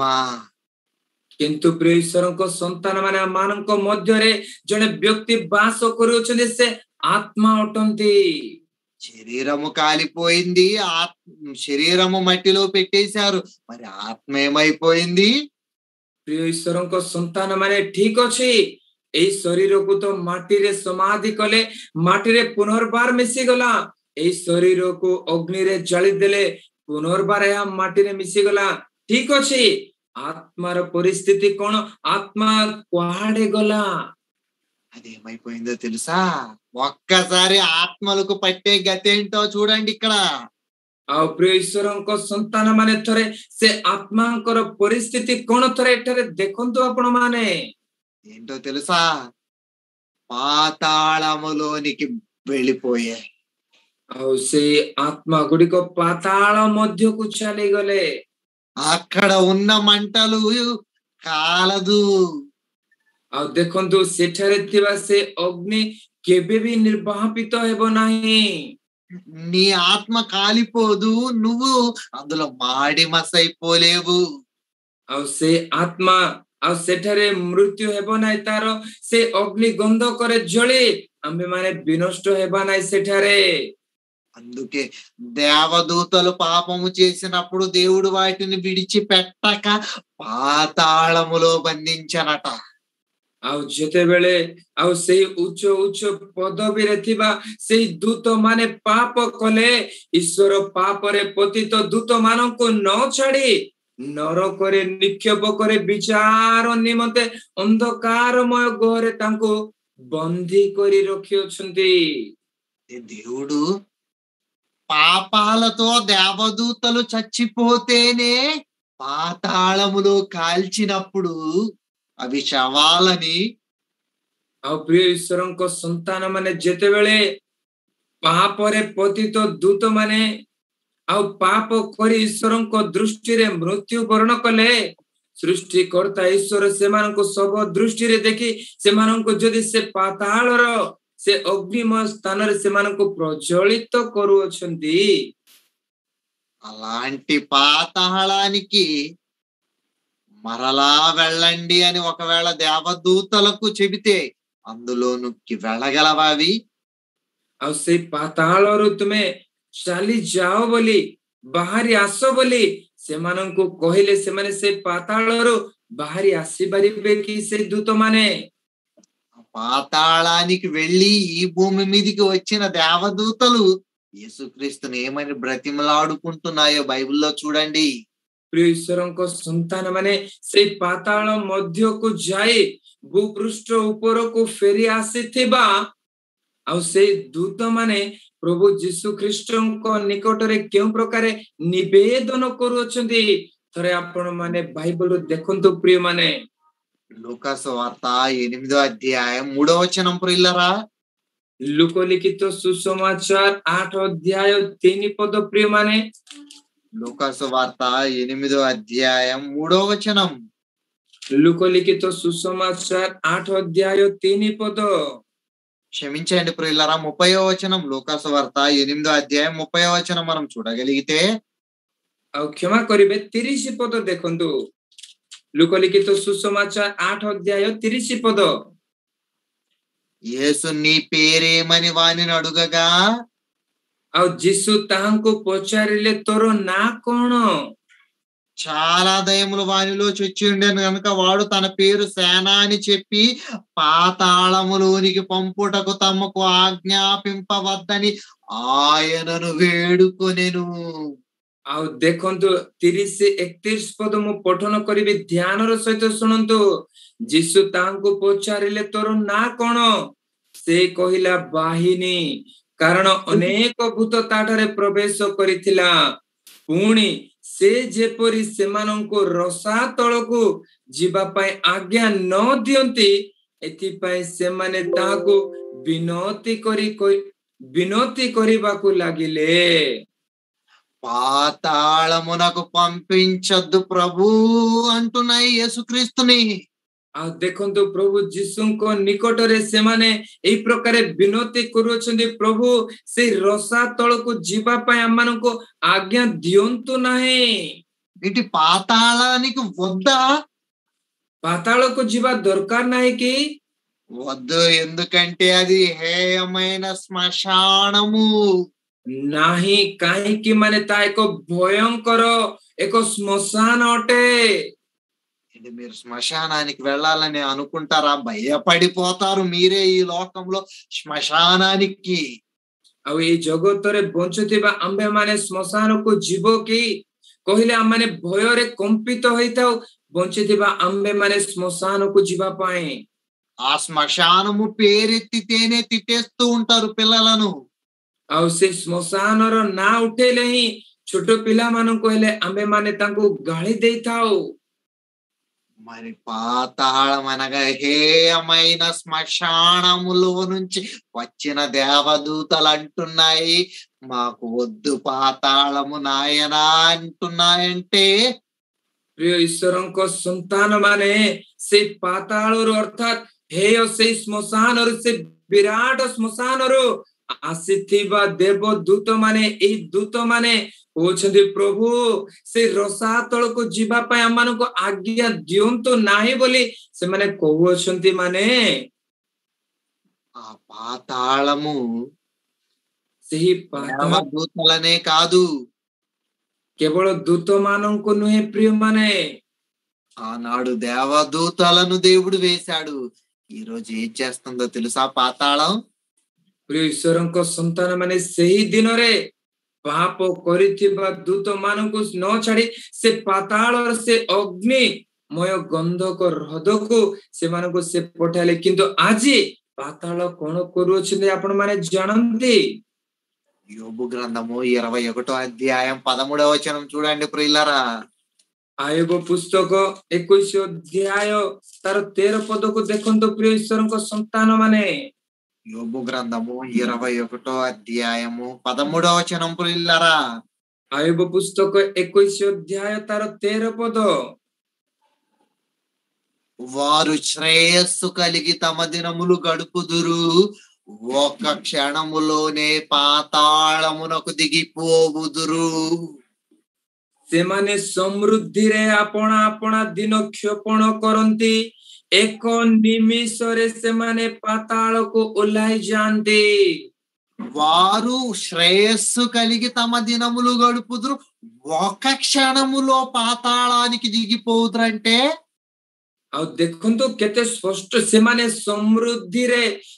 ସମୃଦ୍ଧିରେ ଆପଣା ଆପଣା ଦିନ କ୍ଷେପଣ କରିବେ, କିନ୍ତୁ ଏକ ନିମିଷରେ ସେମାନେ ପାତାଳକୁ ଓହ୍ଲାଇ ଯିବେ। ମାନେ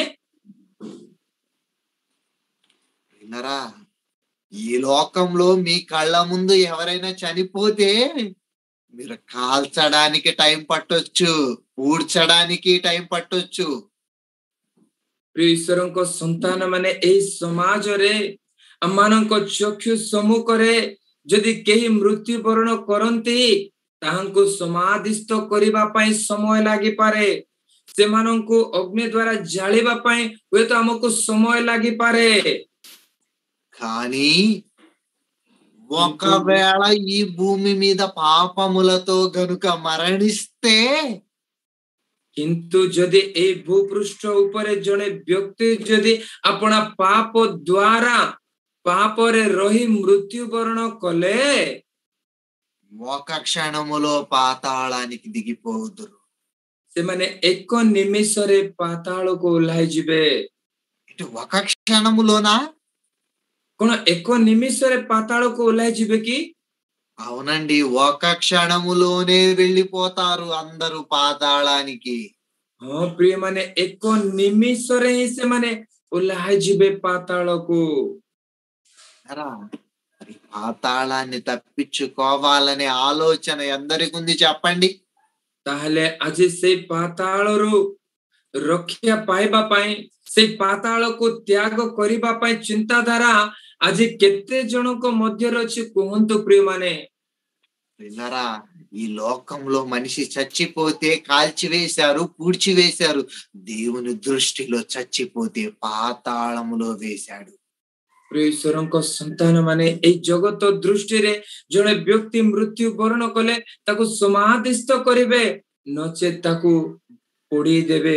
କିନ୍ତୁ ପ୍ରିୟ ମାନେ, ଈଶ୍ୱରଙ୍କ ଦୃଷ୍ଟିରେ ଜଣେ ବ୍ୟକ୍ତି ପାପରେ ରହି ମୃତ୍ୟୁ ବରଣ କଲେ ତାକୁ ସେ ପାତାଳ ମଧ୍ୟକୁ ପଠାଇ ଦେବେ।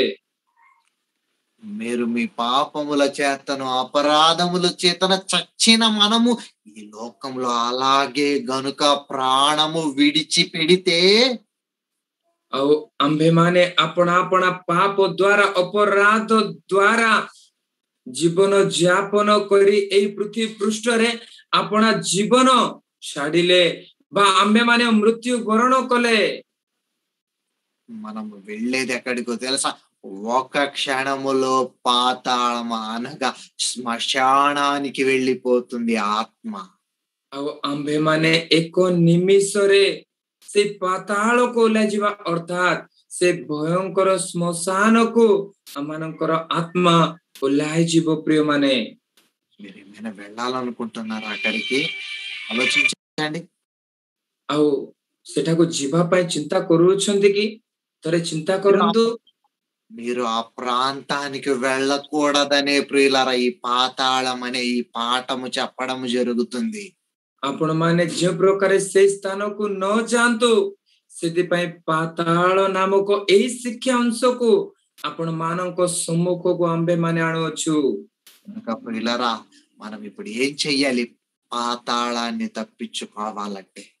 ताहेले आंबे माने कोन करिबार अछि से पाताल को त्याग करिबा पाई आंबे माने कोन करिबार अछि से पाताल रो रक्षा पाइबा पाई ప్రియులారా యోబు గ్రంథము 24వ అధ్యాయం 4వ వచనం గనుక మనం చదువుకోగలిగితే आयुब पुस्तक 24 अध्याय तार 4 पद को आंबे माने पठन करि पारिले యోబు గ్రంథము 4వ అధ్యాయము 19వ వచనం ప్రియులారా 4:19 4:19 యోబు గ్రంథము 4వ అధ్యాయము 19వ వచనం क्षमा करिबे प्रिय ईश्वरଙ୍କ संतान माने आयुब पुस्तक 4 अध्याय तार 19 पद आयुब पुस्तक 4 अध्याय तार 19 पद అనావృష్టి చేతను ఉష్ణము చేతను మంచు ఎగసిపోవునట్లు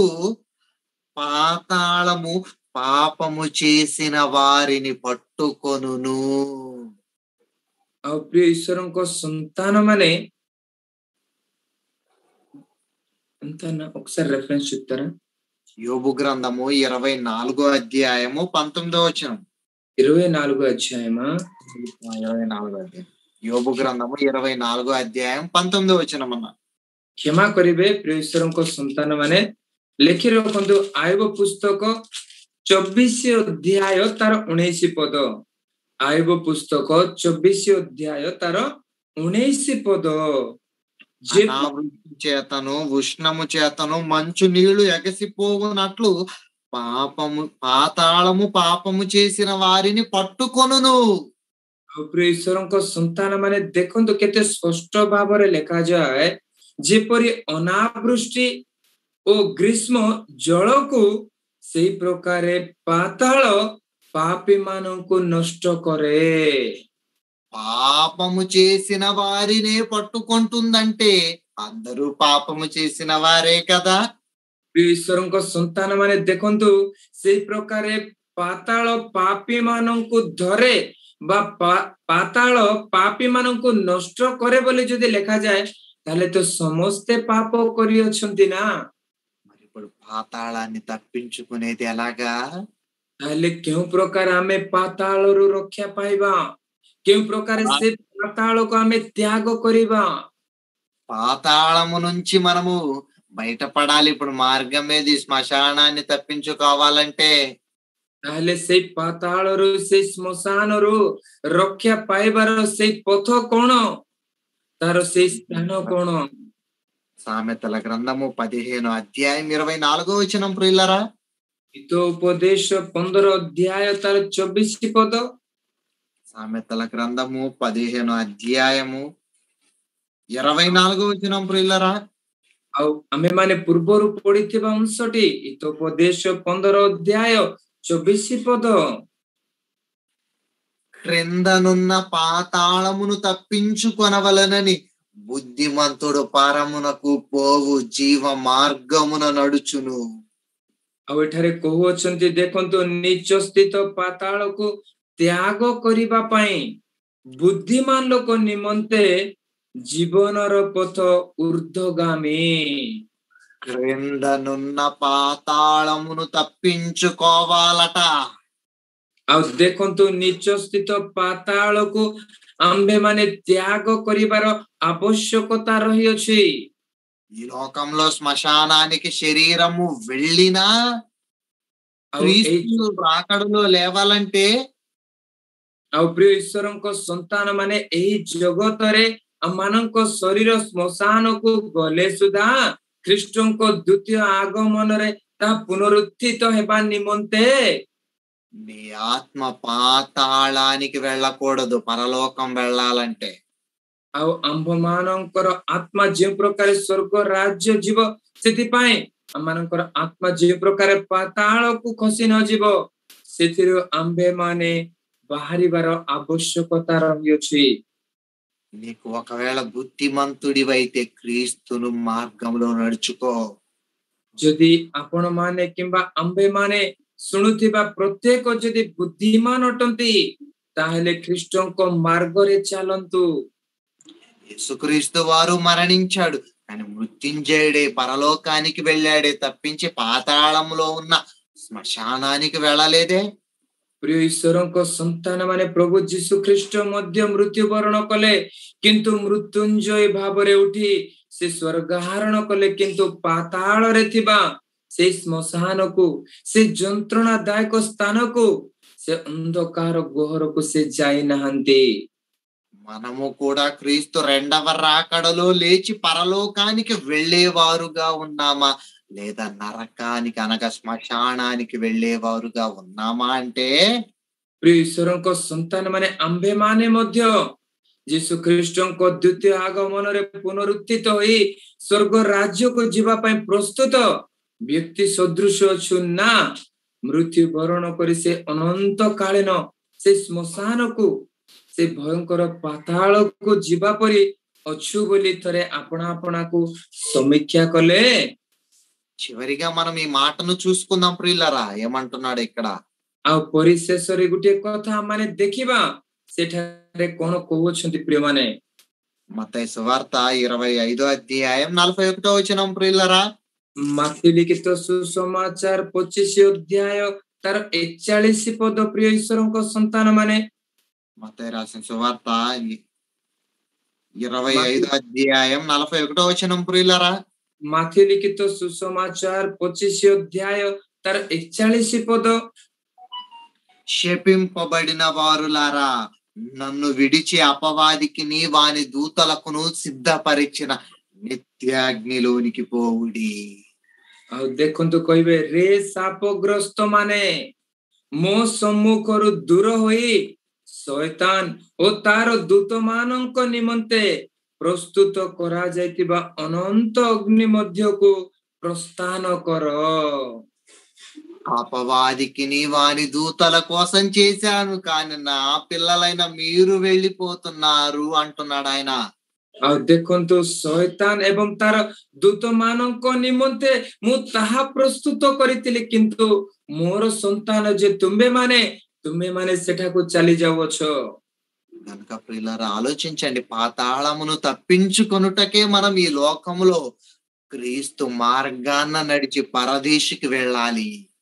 ସେଥିପାଇଁ ପ୍ରିୟ ଈଶ୍ୱରଙ୍କ ସନ୍ତାନ ମାନେ ପାତାଳରୁ ଆମ୍ଭେମାନେ ରକ୍ଷା ପାଇ ସେହି ପାତାଳକୁ ଆମେ ତ୍ୟାଗ କରି ଯଦି ଆମେମାନେ ବୁଦ୍ଧିମାନ ଅଟୁ ଖ୍ରୀଷ୍ଟଙ୍କ ପଥରେ ଚାଲି ମୃତ୍ୟୁ ବରଣ କରିବା ଉତ୍ତାରେ ଆମେମାନେ ସେଇ ପାରଦୀସକୁ ଯିବାର ଆବଶ୍ୟକତା ରହିଅଛି।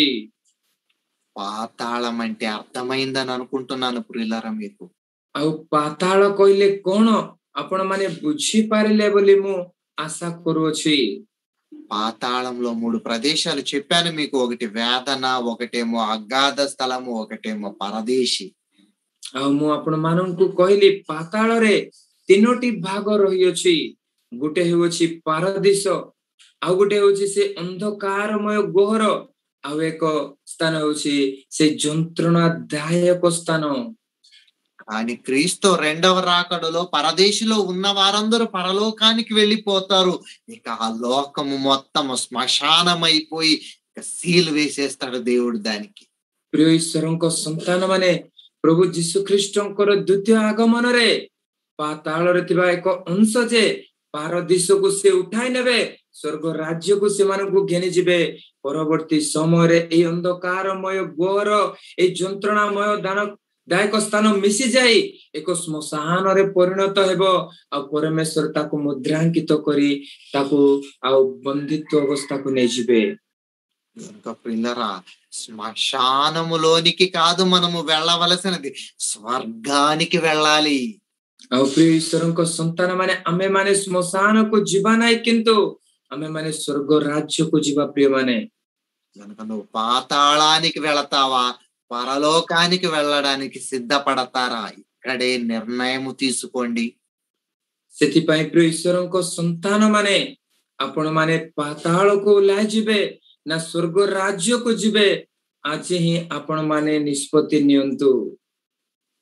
పాతాళము అనగా శ్మశానము, పాతాళము అనగా మృతుల లోకము, పాతాళము అనగా దేవదూతల కొరకు చేయబడిన స్థలము.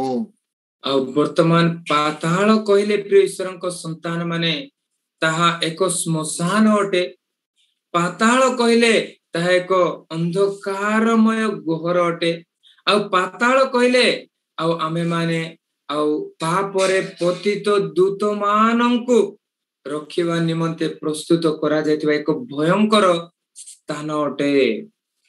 కనుక ప్రియులారా, పాతాళమును తప్పించుకొనుటకే ఈ లోకంలో ప్రయాస పడతారని కోరుకుంటూ ప్రియులారా, మరి యొక్క నా మాటలను ముగిస్తూ ప్రియులారా, ଆଉ మీకందరికీ ଆପଣ ମାନେ ସେ ପାତାଳରୁ ରକ୍ଷା ପାଇବା ପାଇଁ ଚେଷ୍ଟା କରିବେ ବୋଲି ଆଉ ମୁଁ ଅନୁରୋଧ କରି, ଆଉ ଏଇ କଥାକୁ ଆପଣ ମାନେ ବୁଝିଅଛନ୍ତି ବୋଲି ଆଶା କରି ମୋର ବକ୍ତବ୍ୟ ମୁଁ ଏଠାରେ ସମାପ୍ତ କରୁଅଛି। మరి మన ప్రభు అయిన యేసుక్రీస్తు నామమున పాతాళము కోసం తెలుసుకున్న మీకందరికీ యేసుక్రీస్తు వారి నామం శుభాభివందనములు తెలుపుకుంటూ ప్రియులారా, ଆଉ ପୁନର୍ବାର ଆଉ ଏଇ ପାତାଳ ବିଷୟରେ ଶୁଣିଥିବା ଜାଣିଥିବା ଆପଣ ମାନଙ୍କୁ ସମସ୍ତଙ୍କୁ ପୁନର୍ବାର ପ୍ରଭୁ ଯୀଶୁ ଖ୍ରୀଷ୍ଟଙ୍କ ନାମରେ ନମସ୍କାର ଜ୍ଞାପନ କରୁଅଛୁ। అందరూ పరదేశికి రావాలని కోరుకుంటూ ఈ నా మాటలు ముగిస్తున్నాను ప్రియులారా. ଆଉ ଆମ୍ଭେମାନେ ସମସ୍ତେ ଯେ ସେ ପାରଦୀସକୁ ପହଞ୍ଚିବୁ ବୋଲି ଆଉ ମୁଁ ଅନୁରୋଧ କରି ଆଉ ମୋର କଥା ବା ମୋର ବକ୍ତବ୍ୟ ମୁଁ ଏଠାରେ ସମାପ୍ତ କରୁଅଛି।